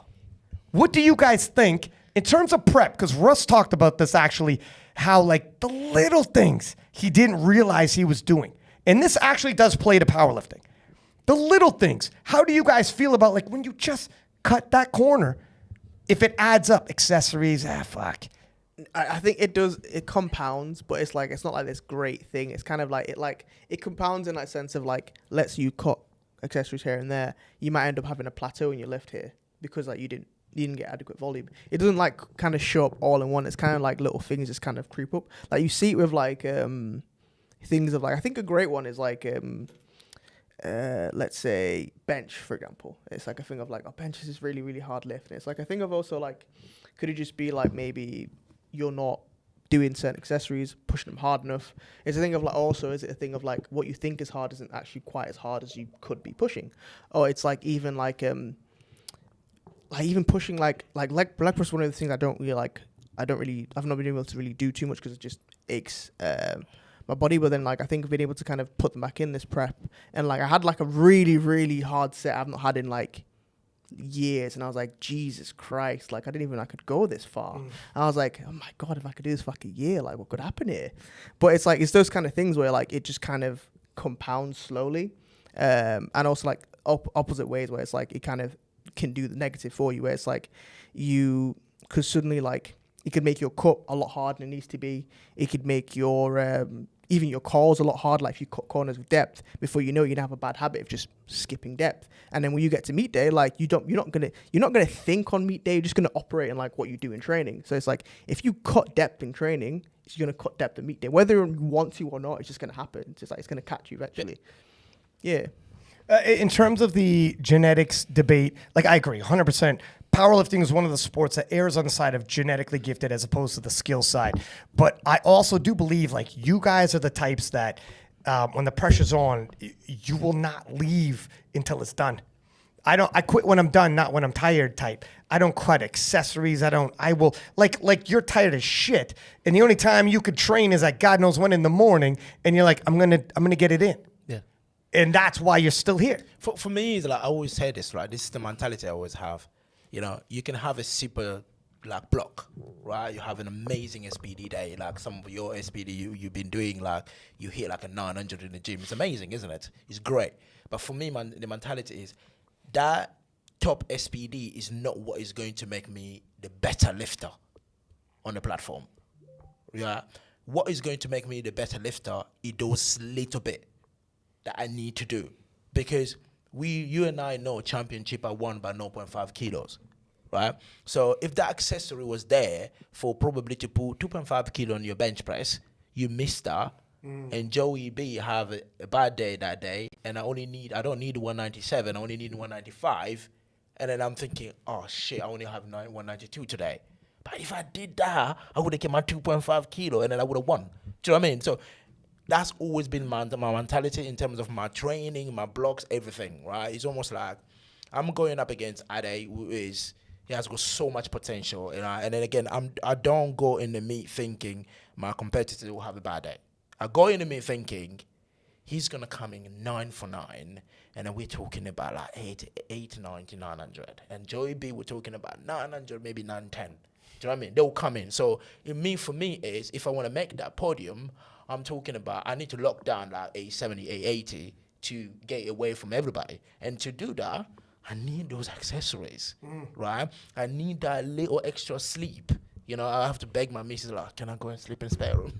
So I can get it 2 hours. Do you know what I mean? You know, I need to eat. So for me, that's how I see it. I see where if I'm skip a training session, it's almost, I kid you not, every time, like, I got a busy life, I can't do a training session, straight, I think of meet day. I can almost visualize how bad my meet day is going just for that one day. You know, because I know a lot of people listening to this, they'll say, hey, but it's just one training session. It's not going to make a difference. No, it will make a difference. It will. On that day when you need it, it will make a difference. So me, like, maybe it's a little bit, I'm too drastic about it. Maybe it's just my mindset, but that's what I always have. I always think, I go to the gym, Christian prescribe the numbers, I hear big score, big deadlift, big bench. It's amazing.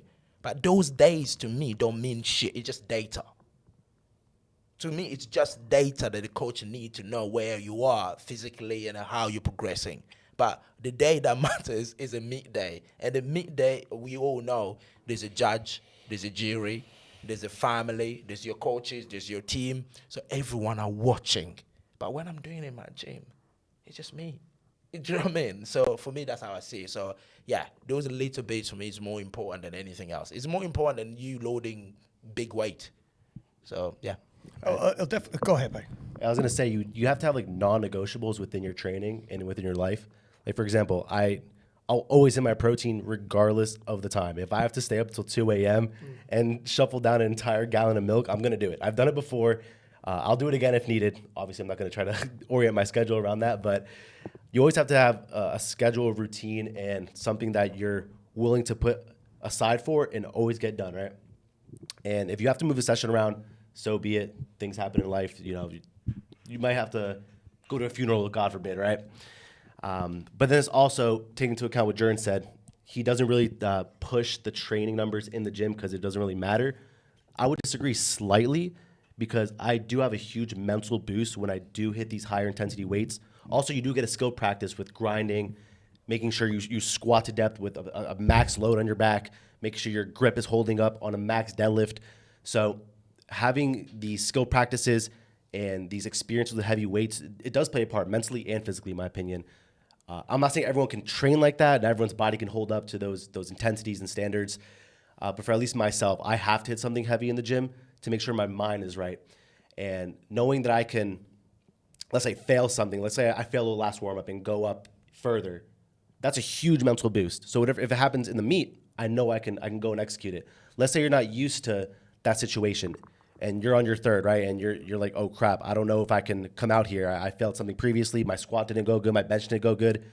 If you don't have the experience in the gym to go do that, you're not going to be confident to go to that third attempt, are you? Right? But if you are training like that, you're going to have the confidence. You're going to have the experience. You're going to have the mental fortitude built up previously. So that's why I would slightly disagree with Jurins. However, his training style has bred success within his powerlifting career, and so has mine. So I think it depends on the person, but at least for myself, I need those heavy training numbers. I need that practice. I think like that's more of a training styles, but more what is the same on you guys is you're not cutting corners. Yeah. You're not skipping things. You're prioritizing training. You're going to hit it. And kind of what Jurins is saying is like the small things, you do it for a week. Gotcha.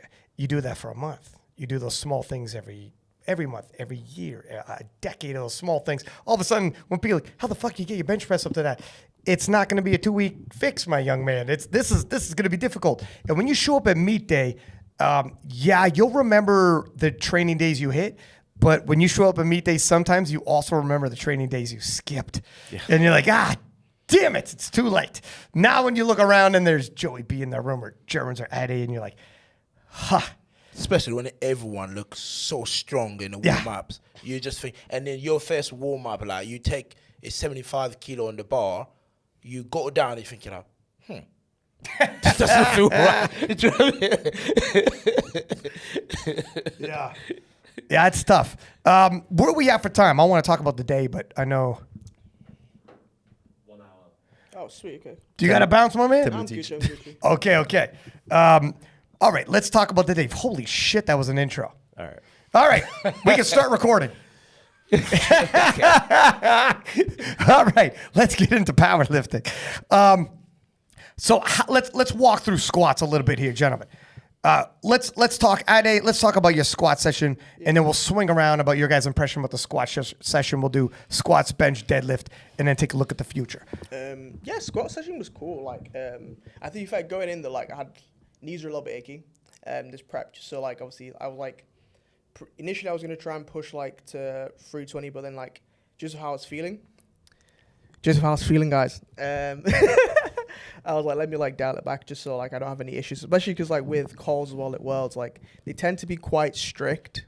As in like if you get a 2 for 1, sometimes they just tend to pull away from you. So I'm like, I need to make sure everything's like, just.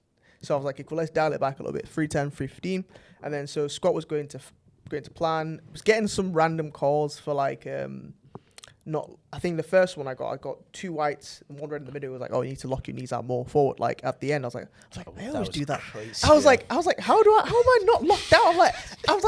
This is okay. You can cool. literally see the knees went like that. Yeah, I was like, okay, cool. You know, it's fine. Next one, I'll do it even more. I want you to hyperextend those knees, sir. I was like, all right, cool. Next, I'll do it even more. And then next, I'm getting a depth call on this. I'm like, how am I getting a depth call on this? Okay, cool. You know what? It's fine. Third one, I'm like, let's dial it back from like, I think initially PJ was like, oh, let's do like 3. So I was like, there's no way in hell I'm doing 307. I do 305 in training. At the very least, we're getting 310 in. Yeah. So I was like, cool. Let me just like dunk this. So I did it, got up, and it was, oh, cool. It's fine. It was like, okay, cool. All right, okay, yeah, it was. First, I would have been 270. Yeah, oh, no shit. And then, but yeah, squats went pretty good. Just, I think in terms of like training, just maybe sink it even more, which is like, I don't know, to be fair, but it was pretty good. I think it was pretty good. And were you at where you wanted to be when you left squats? A little bit behind, but it was still on target, I think, for the day. And are you paying attention to what these gentlemen are doing? No, not quite, because I leave it till like the end of bench, and then like I kind of know where everyone is. But I already had assumptions where everyone would be, and then like by the end of like squat and bench, I'll know. Jurins, let's get your opinion, but I'll be honest, I thought your third squat would have passed. I was okay with it, but tell me how you felt. I mean, squat for me, when we came in, because I took 317 in training, again, it was I told the boys, like, of course, move around. I tried to get 7.58, you know what I mean? So it was all right. So the target was, look, let's get, if we want to pull, because I knew if I want to probably disturb the podium, the top end I had, I needed about 365, 367, right? So we said, look, I need to save some juice on the squat to be able to put 365, 367. So we pulled back that a little bit because we said, look, maybe we might handle with 320, 322 and a half. If it's a super day, 322 and a half. But when I took that 310, I went, you know, when you just hit the hole, you come back up and then your glutes just, what you call cramp a little bit. And it's not like a normal cramp, but it's almost like a pain. Do you know what I mean? I was like, that's why you can see on the live stream when Matt was asking, "Are you all right?" I did that because that mean let's go plan C. Let's go plan C. Yeah. Let's go 317. So again, I was so confident with that 317. It's not the type of way, even when I unracked it, it's not the type of way I'm thinking like, oh my God, it's heavy. The 310 felt heavier than 317 when you unrack it. Do you know what I mean? Because almost the 310, if you see in the live stream when I came in, I rushed it. I didn't take my time to sink in. I just rushed it. I was like, oh my God, this is heavy. But the 317 felt great. You know what I mean? So at that point, again, when I went down, came back up, I mean, as I mentioned, these competition, if you go 2-1, just, you know what I mean? If you go 2-1, just walk away.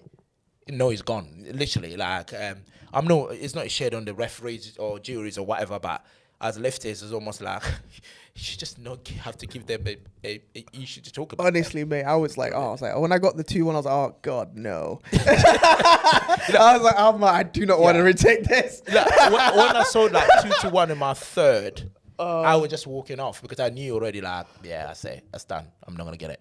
Really? So yeah, even when Matt went there, they told Matt like, just this match, he was just this much. I was like, yeah, this much, really? Come on.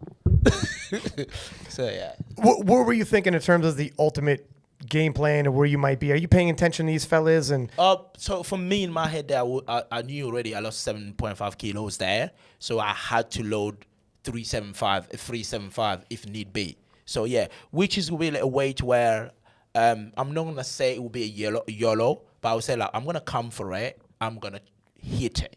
You know what I mean? If I don't get it, at least I defended what you call a world title. Do you know what I mean? You know, these things like you get it or you get it. Did I have the strength for 375? Of course not. Do you know what I mean? Of course not. But again, the adrenaline I would have had, you know, at that moment, if I needed the 375, it's like the adrenaline I have with the 350, right? If you ask me in training, can you pull 350 before Lithuania? I say, fuck off. No, I mean, it's not going to happen. Do you know what I mean? So what I'm saying, like, at that point as well, because he always squats after me. And sorry, before me. So when I saw him going hit the 310, I was like, he's lost. Literally, I said, he's lost 5 kilos. Because I put him around 315. I know that he's going to come and hit 315, 195 on the bench, and then, of course, 380 on the deadlift, right? Because this is why every time I compete against him or with him, I've always put myself, look, I'm a squatter. I lead the charge on the squat. And after that, you need to do what you need to do on the deadlift, right? Whether you beat me or beat Joey, we're Brits. If you come home with a gold, yes, I'm going to be sad because it's you that won it, but it's coming home. Do you know what I mean? So I lead the charge on I put pressure on the squat, and the deadlift is yours. Bench, we both rest. let's take it easy. Yeah, so that's where I was. So yeah. Quick question: is that accurate scouting? He said about your numbers: 310, 380, 310. Yeah, sorry, what's the bench you had him at? 95. Is that accurate? It's Do you think? pretty close. I think it was 310, 315, 19, 2195, and it was 385, 392. So deadlift was a little bit off because I'm quite a bit stronger going than this into Sheffield. But again, we'll touch on deadlifts later. Because I just wanted to get a barometer of what your guys' expectation was, because then obviously, not to bury it, but Joey B and them had to take some calculated risks on where he should pull, judging on where they think your top deadlift is, and then yada yada. So it's interesting, and that's where you got to try to get as accurate as possible. So how about yourself with squats? So obviously I have the weakest squat of the 3. Generally, I have the weakest squat when I compete against anyone major like Taylor or anyone at nationals, for example. So I knew I had to go 3 for 3, right? That was my main mission. And I had you projected at 325, 330, and I had added at 315, 320. So when I saw their seconds, I was like, oh, there's no way they're going for those thirds anymore. So I had to solidify something that I was 100% confident in. I wanted 305, 307 going into it, but the way 292 moved, I was like 10 at most. And I really don't want to take 302.5. I don't like that number because it is 666 in pounds. I really don't like taking it. Yeah. But I prayed about it. I was like, I'm sorry, Lord. Just forgive me on this one moment. But yeah, so I talked to the coaching staff. I really wanted 12.5, but they just said, save the gas. You're the bencher. Don't cook the back. You'll be fine. So I trusted them. I trusted my coach as well. I've never failed an attempt on strength with Luke ever handling me. Like I failed on a technicality. It was depth 1 meet. And then I went up on my third and hit it anyway. So yeah, I had full faith in their call and the game plan at hand. So all I knew was like 302.5. It's there. I did 295, I did 295 the week prior in training. It moved like shit. Like I probably had 297, 300 at most. But thank God I was able to sleep and bulk my way into the meet. And like I said, travel I didn't really feel it. So yeah, I had to put something on the board, and I was surprised I came in with a bronze on squat, which is insane because I wasn't even like the top 5 squatter at Nats. So I was very, very happy with the way I performed. I executed it, and then your 317 got overturned, which was kind of shocking. It would have passed at my Nats, don't worry. Like I told you. Nicely played. Another throwback. Probably would have passed in America. Thank you for the love. So I'll count it. But yeah, it went a little better than expected. Not because the way I performed, but because how everything turned out on the thirds. Yeah, interesting, not to veer off path, but how America does us a lot of big squatters, big deadlifters too, but at the world stage, your biggest competitors that you're going to face, like you got some killer deadlifters, and the biggest in a horror. We'll talk about that when we get to, like, that's freaking crazy. Yeah. But it's a little bit different where You have some killer deadlifters at Worlds. So strategy wise, probably felt a stitch different than at US Nats. Your main opposition was Taylor, and you're gonna have a bigger dead than him, and so it felt probably a little different in certain ways. Good experience for you though to have tasted both. Now you're a little battle tested on both. So going into first off, you started beating your chest, and it reminded me a lot like US Nats after your third squat. You had seen what these guys are doing. They're squatting after you, but you were very confident at 302. That was probably the right call to make, I think. You agree, or? Yeah, I just wanted to stay within 15 of Ade's squat and like 20 of your squat. So how it ended up was way better than expected. And like I said, after seeing their seconds, I knew they weren't going for the top ends. So I was for sure going to be within 10 of Ade and for sure 15 of Jurins. So I was very, very happy when I executed it. Somewhat of a grind, maybe 2.5 more. I didn't empty the tank for sure. It felt like my body was pretty fresh afterwards. But yeah, I was ecstatic after hitting that. Yeah, you were smacking your chest. You're thinking, on point, game on. Yeah. Where we need to be. I knew I wasn't at my top end though. I knew I was a little stronger on nationals. Like a 2.5 on squat, I was probably stronger, maybe 5. Bench was probably 2.5 behind, but we'll get to that later. Okay. Yeah, let's talk about the bench press then. Let's walk through your bench press, Ade. Yeah. Oh, cool. So, bench, to be fair, bench was great, man. Bench did really, really well. Slight adjustment, I think, in my peak this time. Like, I kept... Because something I've noticed, like, my last 2 preps was, like, bench is kind of, like, almost takes a little dip. But I think that's just because I pull intensity too much. So, like, this time around, I had just kept it high. So, like, even going into my last session, because I hit it in, like, Berlin strength, like, I had, like, I had a 172 double, so it's, like, a 2-1. So it's like 3 count, then it's like a regular. It felt amazing. I was like, oh, it doesn't feel good usually like this close to prep. When my meet's on, I'm like, okay, cool. This is a good sign or not. So I was like, okay, cool. But I got to meet there and everything was just flying. So okay, cool. And then we did 10 and then we did 177, flew. Did 10, 187, flew. Okay, cool. Or like, we looked at like obviously where, I think PJ saying obviously like where Joe was or Jurins was like, let's do like another 7. I was like, we're good for yeah, cool. So loaded 195. 195 flew, had a little bit of like a sticking point, but like it felt really good. I was like, oh damn, like bench is good really well. So that's promising for the future. So at least I know what to kind of tweak going forward. But yeah, I was really happy with bench. Like it went perfectly to plan. And Jurins, your bench has improved. Yeah. For me is bench is again as Adam, I think he said that in terms of the intensity, that's what we've done this time, right? We put everything back on the squat and deadlift, and again with the extra body weight has helped out massively as well to increase that intensity. And plus, I've started doing a lot of accessories. You know what I mean? A lot incline dumbbells. So I don't really push incline dumbbells. For me, like to start pressing 60s, 70s for 10, 12, 15 reps, it's a lot. You know what I mean? It's a lot for me. So I start pushing that. And I think that bench day I did, of course, the last heavy bench day I did, it was crazy because I'm meant to be just doing like 92. It was, I think he said 90, 95. So, but take like 85, you're last to gauge it to see. Because in comp, as you said, if you're taking 85, if you need to add 5 kilos, you can eat 90 or you can hit 97.5 because I tried to practice this time. So when I hit at 185 in training, I was like, that moved like an opener. That's not normal, you know? And then luckily I filmed it. And I went there literally, I watched it like for 5 minutes, like, that's not right. I was like, okay. Again, that day, literally, I was about to load 200. But I was like, yeah, but I'm just 2 weeks out. If I load 200, anything goes wrong, I'm fucked. And here, my neighbors are away. They're not here. Who's going to call the bloody the emergency services here to save me? You know what I mean? So I loaded 90, and then I hit it for like RP 7.5. And I was just like, what's happening here? And the back off was like 177 for 3 or 4. I was like, nah, man, I'm good for 182. And I loaded 182 and I hit it for 4. So when we came here, that's what I said, look, if I'm hitting 182 for 4 and I'm opening 175, come on.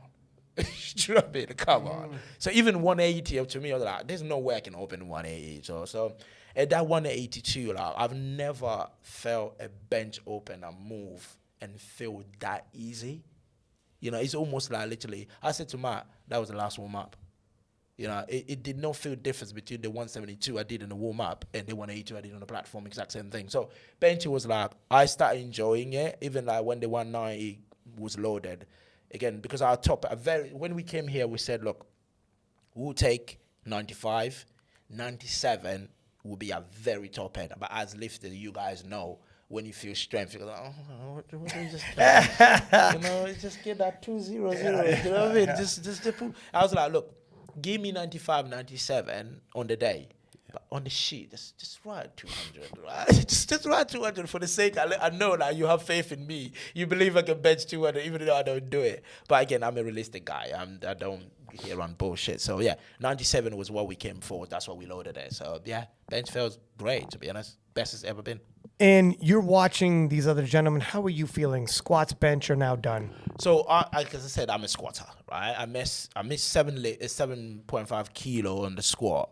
And at this point, I was telling myself, I need a 200 bench press.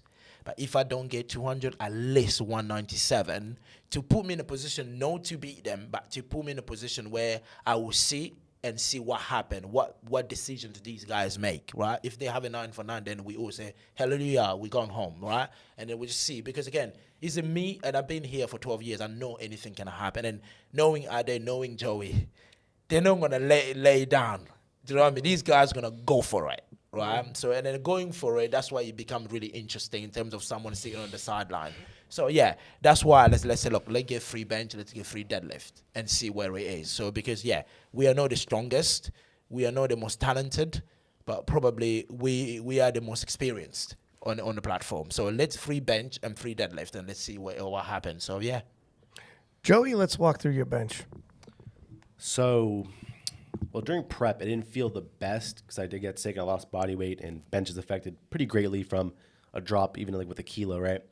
So I was still gunning for the open world record at 218.5, so I wanted to take 219. That's why I opened with 202.5. It moved decent. I can't really tell based off just 202. I'd have to get my second, and I knew 212 was a for sure hit. Like no matter what, I get 212, right? Because that's why I took a week out, and I knew with the taper, with an extra day of rest, with the bulk and all that, I'll be in a better position. No squat back downs after my third attempt. So I know I'll be able to take 212 regardless, right? I hit it, and it moved way slower than expected. So I was like, it was either 217 going into it or 219, maybe 220.5 if everything went insane. Clearly, that wasn't the day. So after the 202.5 or 212.5, I was like, just 2.5, man. I told my coach, I was like 2.5, secure the kilos. I definitely needed the 2.5 kilos. And the reason the 212 moved slow, in my opinion, was the liftoff. It was really good, but he held his hands too long after my ass was already on the pad. He held it for around like 2 seconds because like as I get the unrack, my ass is already on. Like it's simultaneous, right? So I'm not like my ass in the air and then I place it. No, it's like unrack, and as they're unracking, my ass is already on the bench. So he was holding it the entire time. So that's already 2 seconds. Then he walks back. That's another 2 seconds. And then I get the start. So I'm static holding that bar for like 4 seconds. So on my third, I was like, yo, you got to just like lift off and run out of the way. I don't need you to be over me. So I got a super fast start command, and the press command was insanely quick. I'm not saying I was gifted, but it was a very generous call for me. I think I had it regardless. It was a slightly stricter command because I think the 215 moved faster than the 212. And so I hit that, moved way better than I thought. And I knew, I was like, shit, I was like, could I take a 217? But hindsight's 2020, obviously not worth it. And things like the carpet, it was a little more slippery as well compared to like U.S. nationals. The bristles weren't as like thick, so my shoes weren't gripping as well. So there was as like a bench specialist, I can notice these little things, and they affect me a lot. If they affect you like 0.5%, 0.5% of 220 is a lot of kilos, right? So I just wanted to go 3 for 3, and I saw Ada hit the 195, which I expected. It moved very well. I was like, shit, maybe 200 on the day based off that. 200 is generous. 197. I'll give you 197. If you had my press command, you got 200 then. So. Nice. But and then when you missed your 197, I was like, oh shit. I was like, this is in the background. I have to hit this. Secure the kilos. Get Jurins out of the race. I mean, I think it happened on deadlift, but yeah. I was like, I got to take one out first. After he missed, I was like, all right, one more to go, and that was Ade. So I executed the 215, got up, Dapped up the coach. I missed the dap up with the coach there. Legendary. Yeah. I love that Powerlifting America actually fucking styled They on you. memed me, bro. Yeah, They memed Jesus. me. But it was hilarious. Yeah, it was. Yeah, it didn't go like squat. It didn't go as I wanted to for myself personally, but based off the other competitors, it went better than expected. And is he right, Ade, that he was saying, I'm going to need these 2.5 kilos on this next bench. If I want to go heavier, it's a risk. Were you thinking in your mind's eye, because that's 2.5 kilos less you got to deadlift? Not really, because I think it was. Oh, I'm talking soups, guys. I'm sorry. I keep forgetting because it just gets a bit. I'm tired. I need some food. No worries. But like, what was I gonna say? So yeah, so I think with his attempts, because I had it as 3:0. Because initially I was like 3:02, 2:19. But so when he lost, I was like, okay, cool. Like it's kind of balls like in the pad. I don't have to overreach. So like when he like dropped it down, I was like, okay, cool. Like I'm kind of like in where I was expected to be. So it was kind of like, oh, it's cool. But on his last bench, when he said he did 215 because he thinks if he doesn't play his third bench somewhat conservative to his original battle plan, he's going to need those 2.5 kilos, even though it's just a 2.5 kilo jump from his second attempt. He's thinking, if I don't gather these 2.5 kilos, Ade might catch me on the deadlifts. In your estimation, was it around 2.5 kilos close? Was that a good call there in terms of? It'd be like, because if he'd done 212, then it'd be like, I'd only need like 290, no 390, or it'd even be, and depending on how the deadlifts went, it'd be like 375. So it'd be like I might even need 385 or what I took. So like, okay, cool, like that's like within reason, because the range for they was 385 to 392, and everything felt fine in there. So it's like, yeah, it makes sense. So that third bench really was pretty pivotal. That he hit it. You guys did a good job in terms of your scout. I know you guys did so many different variables talking to your coach, and he was saying. So let's go into the deadlifts. I would just add this one, right? Yeah. For me, like, when I came here, like, me and you on the podcast, we were talking about, but I'll have a bigger subtotal than you. Do you know what I mean? And this is why I was so upset with that squat and that bench, not because I missed them, it's because I knew my subtotal on him, it will be the exact same. Yeah. Literally. It will be like 517.5, or if I go 320 on the squat, it will be 520 for me. Right, subtotal. So I literally said to myself, and I'm gonna take a picture of it and I'll remind you. I said, remember when you said that? And were you lighter? I was lighter. You would win subtotal on body weight. Yes, exactly. Do they get medals for that? They should. I think Arsenal nowadays get that trophy. But That's right. So, but yeah, that's what I'm saying. Like for me, missing those is like, yeah, you're missing it because your competitors are stronger. You want to do better as well. But at the same time, back in my mind, I was like, yeah, but I said I'm gonna have a 515, 520 subtotal because again, I know people have got a different perception. That subtotal for me, I've been literally trying to grow that subtotal over the years, right? I was like 480, it went to 490, now it's 500, and now I'm strong enough to get to that 520 plus subtotal. So it's almost like when you see that number, you miss it, you go, oh shit, again, going back again. So yeah. Fair enough. So deadlifts roll on. This was a pretty wild deadlift session. Couple, yeah. We gotta talk about it. Couple wild things. I want your guys' opinion. Work this into the conversation. Obviously, there's a couple pieces. Enoharo's not here, but when he put up 400.5, this is for a second attempt, so it wasn't a placeholder. And when I went in, I'm like, this is not a placeholder. It's a second attempt. You can't change it. I was like, holy, is this real? No, you're saying that he's open with 380.5. Yeah. Well, he lowered it. No, 372.5. No. It was initially. He initially was 380. When I saw the 380.5, I literally said to myself, what's happening today? Has Anna pulled like 410 in training, 430? Do you know what I mean? Yeah. So, yeah. And then we'll talk. Another one was you guys obviously had to change your placeholder at some point. Scared the shit out of us in commentary. A couple of the fans came up afterwards like, oh my God, when were they going to change that freaking placeholder? But like, whatever, obviously you guys are going to change it. Yeah. So let's walk through deads. Actually, Jurins, let's start with yourself. So again, the three of us, of course, I got the smallest deadlift, even though 350 nowadays is a small deadlift in this world. But it's just wild to say. I mean, when you have these two, and Anna, of course, do you know what I mean? It is. So I literally said to myself, look, the plan was, look, let's go 3 325, 320, 45, 50 second, and then weight. But again, as I said, top end was 60, 65. If we need it, we'll pull it, right? And one thing about me, I'm no a delusional guy where you come in with a top end of 360 and then you need a 15, 10 kilo more. You just load it. No, I'm not going to make myself look stupid. I'm not going to do that. My team always know if I have a top end of 365, I push. Is it 2 or 5 kilo I'm getting? I push. I will not come out if you load 10 kilo more. They know it, and I don't give a shit. You know what I mean? If I told you my top end 365, as I told, even the story I told Era, the 375, if they loaded 375, when me and you spoke top end 365, I would just look at it like, fuck off, mate. I'm going to go and take my shoes off. I'm not going to come up. Literally, that's how I am as a man. So because I believe if I tell you 365, I'll hit it.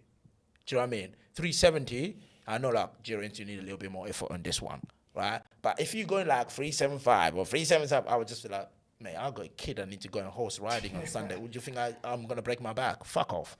So basically, for me, I knew I had the smaller deadlift. All I needed is not to get caught in their fierce battle with Enna, right? I didn't even look at the board about what Enna was doing, what Ade was doing, what Joey B was doing. I already knew my day was done with me losing 7.5 kilo on the squat. It's only when I hit my opener, my final warm-up already moved like, oh, shit. My final warm-up was like 300. You probably saw it. It was slow as fuck. You know? It was all right. I mean, it looked fast. It felt heavy. Do you know what I mean? When the way it looked fast for everybody, it goes, oh, yeah, he has to go 60. But you're thinking, hell no. Do you know what I mean? So for me, the way it moved, I was like, and I said to myself, 65 kilo more on top of this. Jesus Christ, help me. Where are you? Do you know what I mean? So, but the opener moved so good. It felt good. It moved good. That's what I would probably say to anybody out there. Just do that opener. Don't worry about the warm up. Just hit that point opener first, and then your day will start. So when I hit that opener, and then Matt turned up to me, he was like, "We are coming back. We are coming back in the game." I was like, "Are you serious?" I was like, "Yeah. We're coming back in the game. If you hit your second, we're good." At this point, I thought maybe we're going to go because the plan was for every single attempt I hit, it was what was written on paper, what we discussed, right? So we went second, 45. And then I will have that 15, 20 kilo if I need to pull. So, yeah, to me, that's how it went. So, of course, I hit when Ade hit his first, I heard people at the background say, oh, you got 2-1. I closed my eyes because at that point I knew my day, I kid you not, I really knew my day was done. If anyone that would be Joey B, just like Sheffield, if anyone could have been Russ after everything that I went through, I knew it was him. So when they went 2-1, I literally closed my eyes. I was like, God, no, please, no. Joey B can't just walk away with one deadlift and win world. This is what we're trying to avoid for over the years. I put so much work into this shit. You see what I mean? So, and then, of course, they said the lifts did stand. And I came out, I hit my second. And then I saw people like, yeah, but Anna is going for 400. I was like, huh? So, and then I asked Matt, where's that 400 going to put him? I was like, don't worry about it. And then that's the first time I had to look at the screen. Because when someone is pulling 400, you're wondering, who is he trying to knock off that podium? Because at this point, I knew podiums was 3 of us. Me, I was third. It was first and second. I was like, if you're going for 400 that much, he must be one of them. And then I saw it was me. I was like, hey, man, I literally why said are you to myself, talking to me? I was like, you have to pull 400 to knock off someone who's third. And then at this point, I was like, where is Ade? And Joe Borensten. And I checked, they were like 872 already. I was like, holy crap, this is crazy. That's when I started enjoying it. Right? Not so much about as a lifter, but as a fan. I started enjoying it. I was like, wow. And then, of course, that Matt loaded 365 for me. I was coming to pull 365. I wasn't coming for 367. When I saw 367, I even told him, I said, oh, that's not for me. He said, no, I changed it. At this point, because I have so much trust with my handlers. When he said I change it, I was like, at that point, I know, yeah, one of them fucked up. That's why Matt is doing this. You know, literally like one of them fucked up, that's what Matt is doing. I was like, okay, all I need to do is, I need to hit it. And then sit back. And then when I hit it, and he was like, okay, now go to the screen, watch. I was like, story of my life. Let me go and do that. So yeah, that's why it was for me. So yeah, But deadlift felt great. I loved it. And then every attempt that I did, that was how I was expecting the game to go. So as I said, 365, you hit 357.5. That's 7.5 kilo on the deadlift. It's a given. You can probably pull it if you need it. So yeah. It's crazy how many 83s are pulling like over 800 pounds now. It's freaking crazy. Yeah. So you see that slogan, do whatever you want. I have an 800-pound deadlift. Don't mean shit no more. Yeah. That's right. Yeah. It's what the fuck was that now? Manders. I forget. Nick. It was Nick Manders. Manders, Yeah, but yeah. it was I don't need the tactical advantage. I deadlift 800 pounds. Don't mean shit. It's so like that's the eraser. Do whatever you want to do. When we get to deadlifts, it's mine. And yeah, now it's like, yeah, we all deadlift 800 pounds. What the fuck are you talking about? Guy in top 5 is deadlifting 800. It's crazy. 74 are doing that now. Anyway. Yeah. Ade, how about yourself, sir? We got to talk about it. Long Oh one. God! Put my mic down. This is rough, man. To be fair, like deadlifts felt fine. Like everything was moving great in warm ups. Last one was 307. Did 337, and then I got 221. I was like, how am I getting 221? I was like, apparently it was like I didn't. You look at. No, I don't. Apparently I didn't stand up straight enough or something.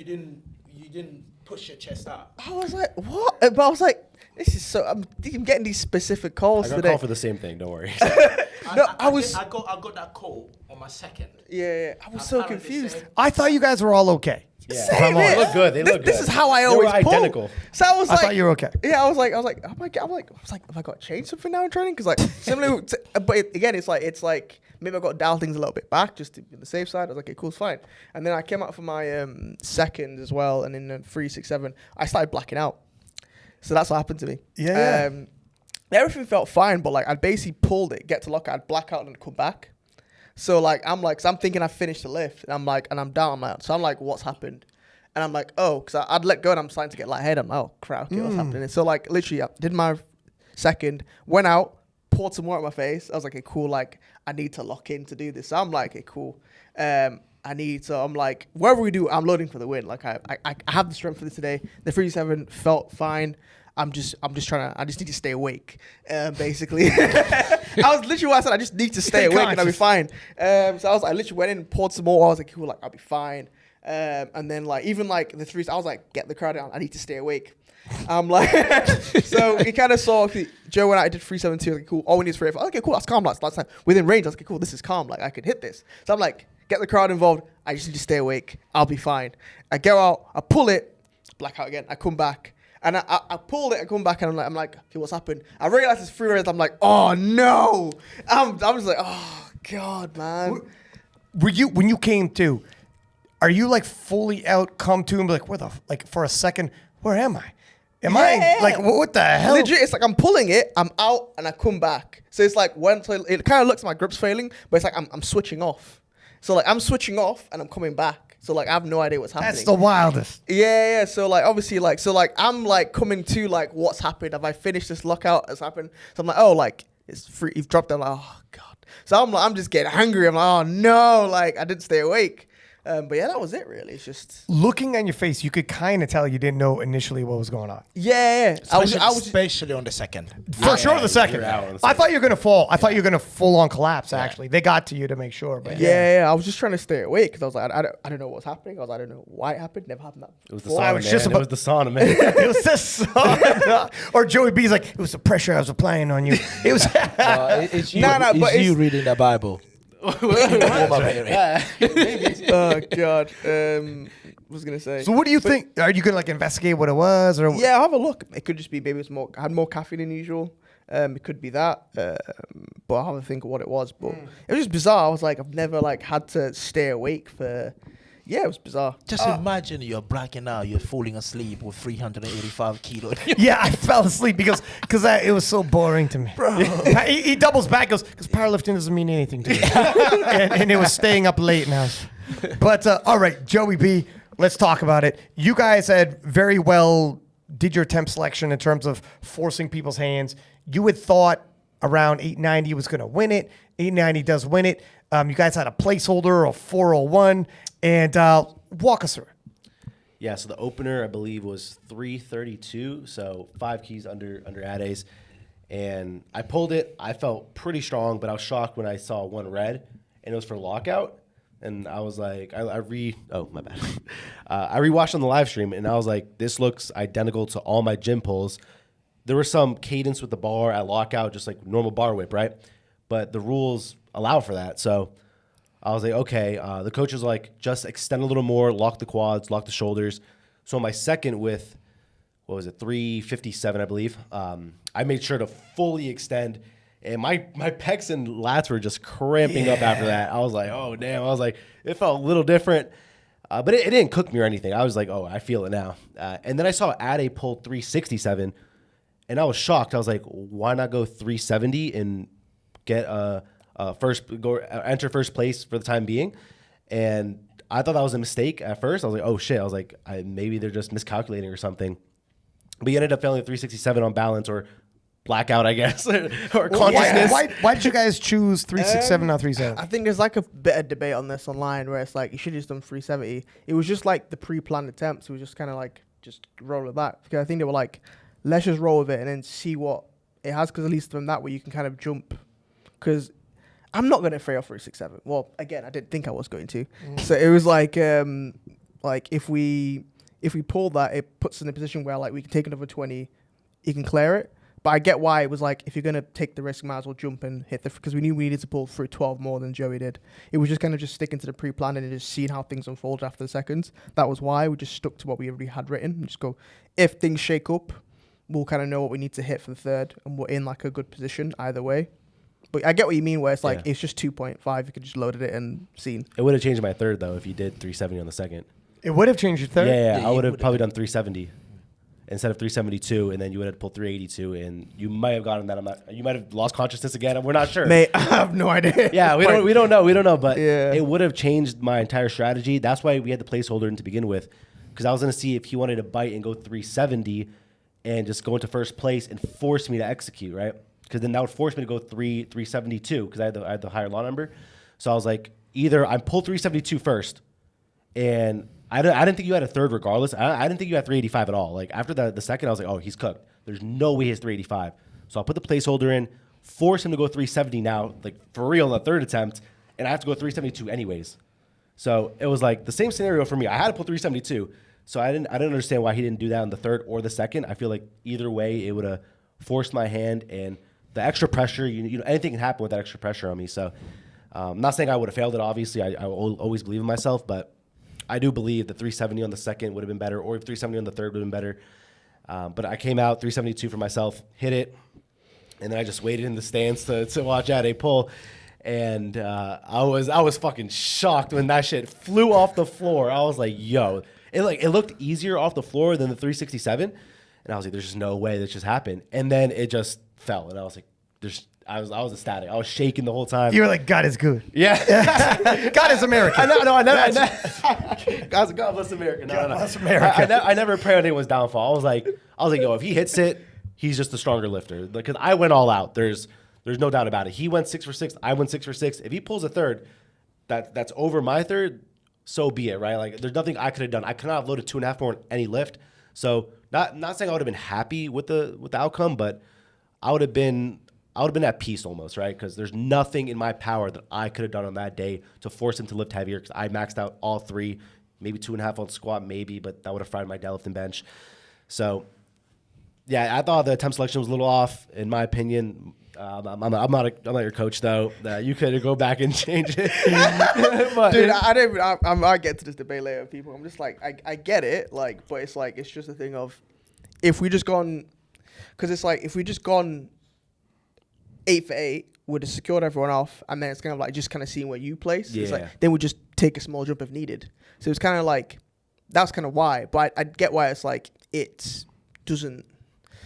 I wasn't in the situation, so that was really it. Hindsight's 20/20. I can say it like this, so it is what it is. But I'm just happy I was able to execute the 372, because that was much harder than anticipated. Would you change it now if you could go back?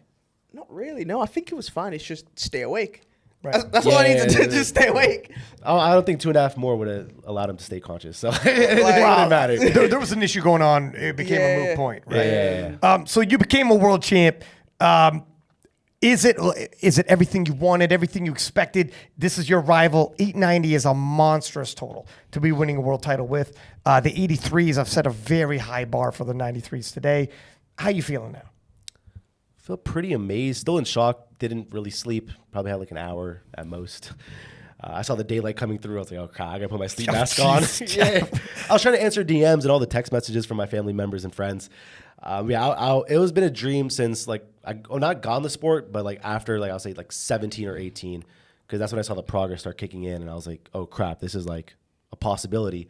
And my coach believed in me, Luke. It's been like I said, it's been a dream for him to coach on the world stage, and for me to be able to fill his dream and my dream as well on the same day and to do it together. Because like I said, we've been together since I was 17. Like he's been my only coach. He's not even a full-time coach. he's Are you his only client? Well, he coaches like 2 of his buddies and his girlfriend too. So Okay. I guess like I'm his only competing athlete, I believe. So, and it's crazy that like the competing athlete's the world champ. But yeah, like we're very invested. We always listen to the podcasts.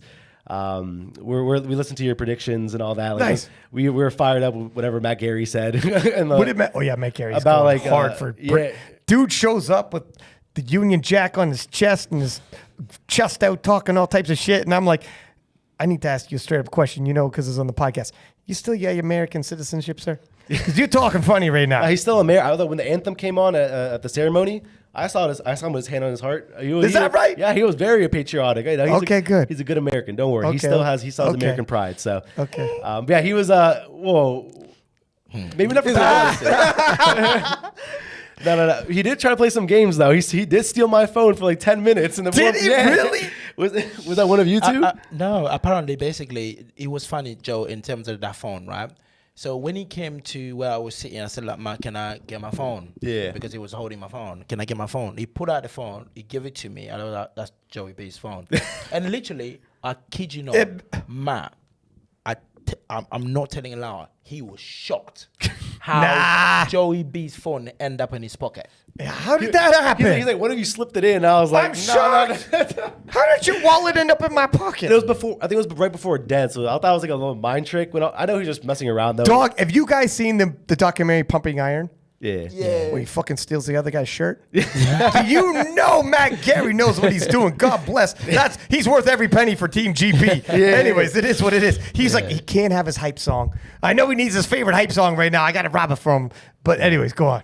Yeah, so just listening to all the podcasts, we were all fired up. Like, not saying he took shots at Luke because Luke didn't have experience on an international stage.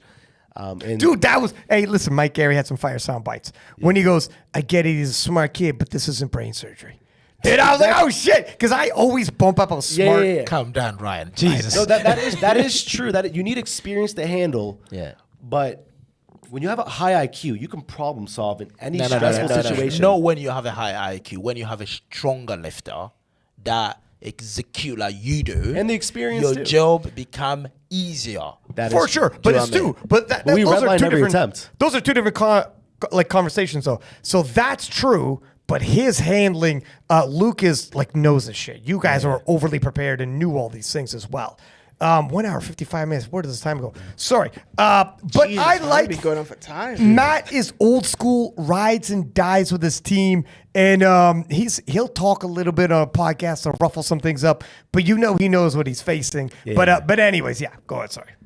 So yeah, like just being able to listen to what the community was saying, it definitely allowed us to lock in more. And that third attempt deadlift, that 372, like I was planning actually going 380.5 for the record. But then after the second, I was like, there's no, now with the new lockout I had to change and all that, it was just too much of a change. And the strength wasn't there on the day, I believe. 2.5 more at most, maybe. And even with those heavy loads, anything can happen, like I said. So yeah, I hit it. And then I had to go watch Ade pull. Which is difficult. I did predict it. I did predict it. I was like, Ade's going to pull after. And I did say I don't want him to go 9 for 9. You're the only person I didn't want to go 9 for 9 because if you went 9 for 9, I lose. Yeah, well, that's was it. That's it. Right? Yeah. You're not that nice of a guy. No. I had to catch myself in the last interview. Yeah. I wanted you to go 9 for 9 and then pull after you. I know. Yeah. Because That's fine. I'll go 9 for 9. I break the world record only, and then you put 20 kilo on it. Yeah. So it was an amazing experience. I just can't wait for the future battles between us two You are a little bit bigger than me, so Oh, and you're a little older as well. But I do believe my progress can outpace his. Hopefully, we'll see. All right, We'll see. I'm going back with vengeance, man. Okay. Well, I'll be on, so it's all right. You know, I'm gonna tell a quick thing, and I'll wrap it up kind of quickly. Your lady's probably gonna murder you. Friggin', she's waiting outside. But Expensive dinner tonight. that's right. That's my man. That last poll I thought was like right on the money myself. Like you guys, it's very difficult to pick, and I thought that was a right on the money poll, and it's lower than what you did at U.S. Nationals, a mature choice. It's not a like you could easily have overshot, and I thought you guys played it very well with your last poll. And someone in the audience came up and they were like, it's ironic when you watch this unfold. It's almost, and I'm like, wow, it looks like it's U.S. versus Britain in the 83, so rivalry continues. And some fans said it's crazy how ironic it is that it's almost a mirror image of Lithuania, but reversed, where the American, it came out of his hands at the top. Oh, then the Brit comes out, takes it from him, and doesn't miss and whatever. And in this situation, it come out of the Brits' hands and the American doesn't miss. And I'm like, yeah, that is kind of ironic, and the rivalry continues. And then he said, yeah. And if it continues again, the pattern, that means Ade's going to come back at Sheffield. That's if he gets invited. I was like, yeah, he's got to get invited. I'm like, holy shit, is this some He's kind the of, first invite right now. There's some Star Wars shit going on right now. Yeah. I'm here, no respect. No, exactly. I'm going It was home. just so close between us. I'm The total done. doesn't reflect that, but it was. That's the thing, right? I think I was talking about it this morning. Like, when people look at these totals, right, people just think like, yeah, but Joey B's like 50 kilo ahead. Yeah. No, it's not. No, It's no. one deadlift. I actually asked him. Yeah, I I got said, comments Joey. about that already, saying like, why do you go 890 and not save it for Sheffield? I was like, did you watch the meet? Yeah, bro? you not Yeah. paying attention, Playboy? I'm like, I could have lost 2.5 kilos less. There's no Yeah. way. I needed every fucking kilo. There's no shot that he's Because not pulling over he had a 375. bad day. That's why the total is inflated. But when you Yeah. think about these total, you look. It's like I was talking about it to someone with even the Sheffield one when Russ hit the 870. Everyone was like, "Yeah, Russ is back to that 20, 30 kilo head." I was like, "Have you guys watched me? If me and Ade went 9 for 9, he wouldn't be 20 kilos. He would be maybe a 7.5. If he went 9 for 9, he would've And won. he went 9 for 9. He would've easily won. He would have Hey, like this is better than me, man. 80. 2 meets back to back. Do you know what I mean? So Okay, the next one, the third time is charm. Yeah. the thing is, like, I think this is what we always wanted for the 83s, right? We always wanted the 83 to be a battle, and at this time around, I enjoy it more often because even some of the guys that they knew, like, okay, the podium now, we're not gonna, get there anymore, but they still had a little bit of juice on the deadlift. So you see even like 5, 5, 7, they were literally fighting for those medals. You know what I mean? And I'm talking about deadlift. I'm talking about people putting 340, 345. Nowadays is nothing, but Yeah. I'm thinking, like, these used to be a world record in 2021. 337 or 333. That was the world record. And Harl's warming up with that in the back. Exactly. You don't bring that. You don't bring that garbage to the platform. Jesus. Oh, Lord. But where are we going to see the rematch with you, gentlemen? How much would you like if you get to pick Sheffield? Who are you bringing with you to Sheffield? Them two and Taylor. Us too. Me. Do I have what it takes? I got you. I'll give He you the goes- he nod. goes- he I'll goes- give you the nod. He goes out of respect. But I'm- You apparently, beat Russ. You beat Russ. But Don't apparently, forget. I'm irrelevant. Russ is going to 93 and run away from you. That's what people say. All right. Oh, you want to bring him back? Hold on. You did this thing in America saying passing of the baton. Yeah. Right? Passing How of the the fuck torch. Russ passed that to you? I'm the world champion that should have fucking passed that to you. You know what though? I don't get that. Okay, so lineage wise, in MMA and boxing, the man is the man who beat the man who beat the man who beat the man. You're right. The lineage is actually down the line like that. Exactly. That's what I'm saying. I'm saying like, I Let beat me get Russ. into The Russ Right? beat you Lineal again at champion. Sheffield. Do you count Sheffield? But you went head to head. But okay. What did Russ get at Sheffield? What was it, 870.5? No. What did he get as a title? Oh. Sheffield. Say you can't Beat Jurins title. I don't know. It beat Ade's title. But anyway, what I'm saying is like I love all these things about sports and all of that. But I was sitting, I'm thinking, this baton show is supposed to be for me. world champion to world champion. I got both If you batons, beat me. all right? Don't worry. You know what I mean? You got yours and I got Russ's. You got an argument. I know fine. you both mean, because like if it's like who's the last guy to have taken the number one spot, like number one, but there's also like, well, there's the world total. title. Yeah, there's the total, Yeah. but then there's also the world title, Yeah. because you could get an inflated total almost anywhere, and then that's not necessarily fair either, because you hit 900. Anyways, fellas. I agree. I think that would be phenomenal. I would love to see fucking Taylor enter this thing. You will. Can you imagine you guys and Taylor? He said 890.5 at NAPF. Is it what next year in Dubai, isn't it? Oh, it's China, Dubai, China, either China one. or Dubai. I one think of it'd them. probably be Dubai. You know, Hopefully. I hope it's great. in China, so these guys can fly for I'll go 2 weeks early. We're fine. You know what, going back to the traveling bit, you mentioned about the traveling did not affect you. I think I would disagree with that. You prep really well for the traveling. Yeah. That's when you didn't know it affect you, right? Because if, for instance, like, again, let me play devil advocate here.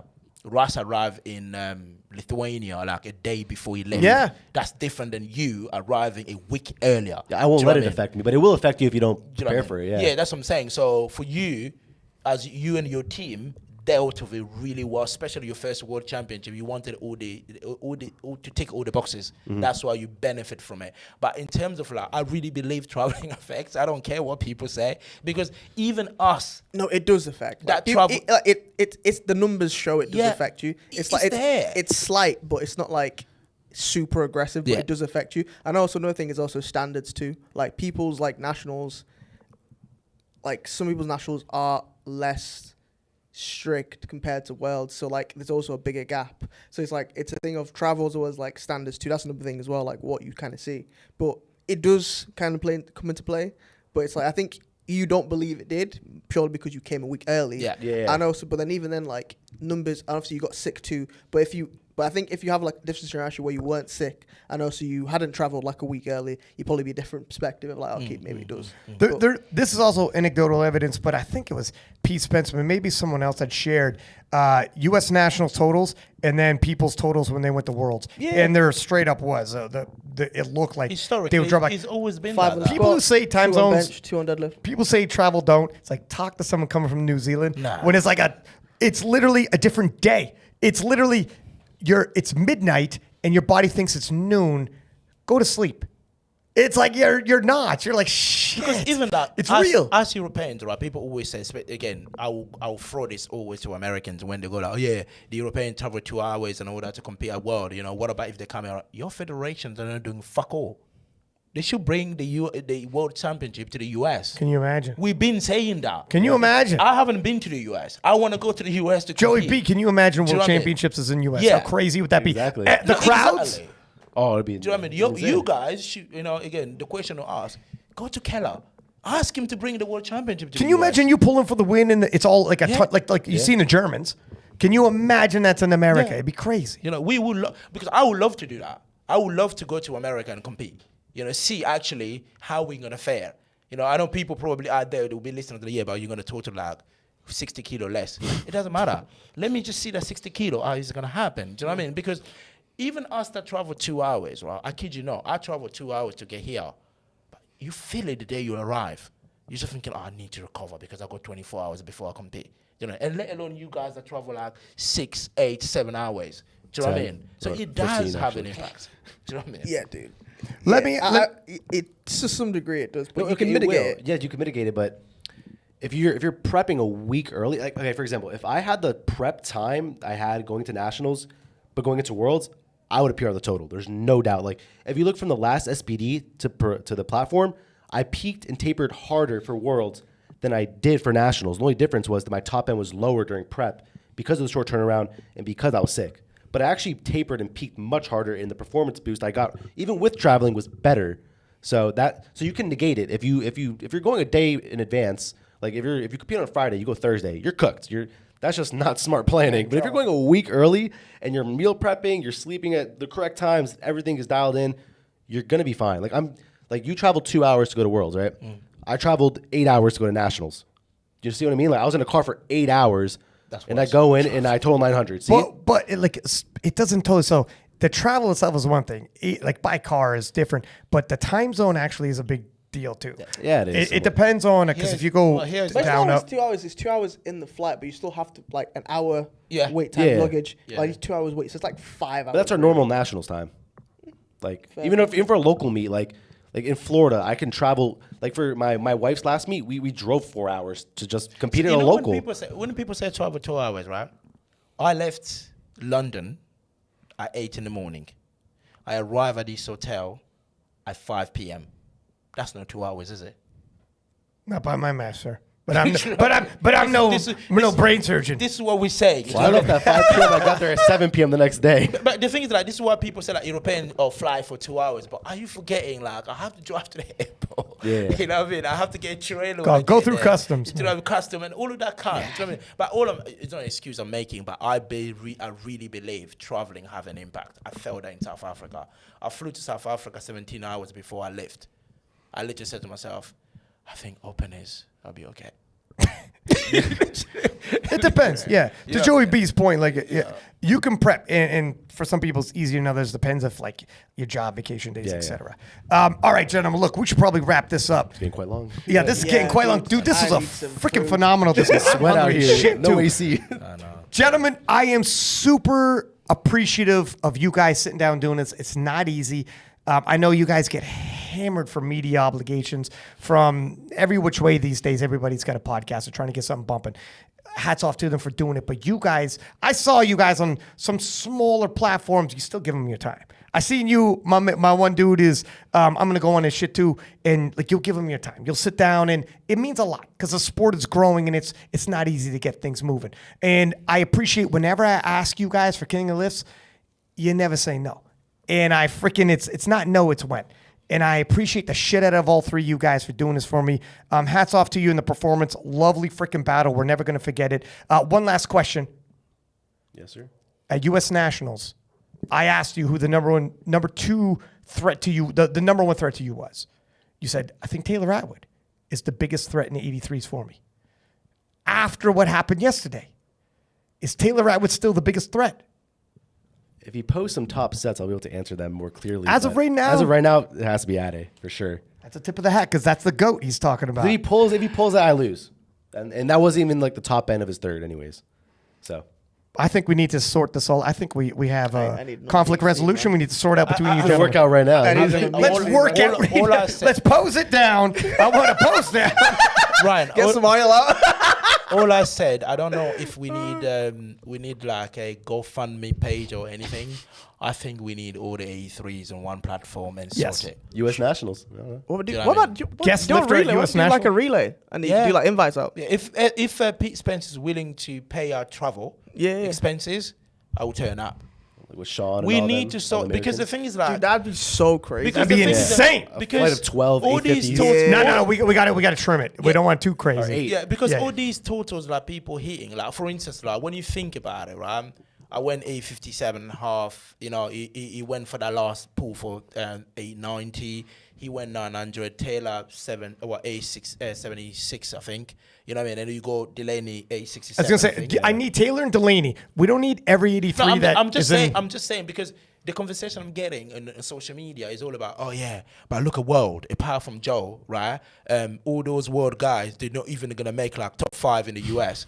And then I sit down thinking, you do know when I'm going head to head with them, my head space will be different, and I will beat Yeah. them. Do you know what I mean? yeah. Well, It's a different ball game. I think anyone who looks past you is silly. We've seen how I mean, they've done that. Right? They've done it this year as well. So you know what I They mean. So done it. They done it this year. He's brewing in rage. predictions were not nice, bro, man. I'm fuming, bro. I'm fuming. I'm so. Nah, but fuming. that'd be cool though from SBD. If they could do something like that. 100%. And like if I get you gentlemen and give me Delaney and Taylor, I think we could use U.S. Nationals as a cutoff where you just take the podium. I don't want too many because I don't think anyone wants to tune into only 83s. Maybe. I don't know. Frick. We'll see. Anyways, for sure, you gentlemen, Delaney, Taylor would be nuts. Yeah, because we are, apart from the US, we are the best 83 the world can offer. Yeah. Us too. You know? But people, when they talk about it, they don't realize we are actually, you get out of the US, you don't have any other 83. He's not going to have the incentive to come to World if I did or myself was not there. So why is he going to come to World? Well, for him to go open at like what, 8:30, 8:20. Oh yeah, world champion. That's another Russ story again. You know what I'm saying? All right, gentlemen, thank you very much. And for everybody listening, as per usual, please do subscribe, give us high ratings, and until next time, Six Pack Lapadat. 6 up.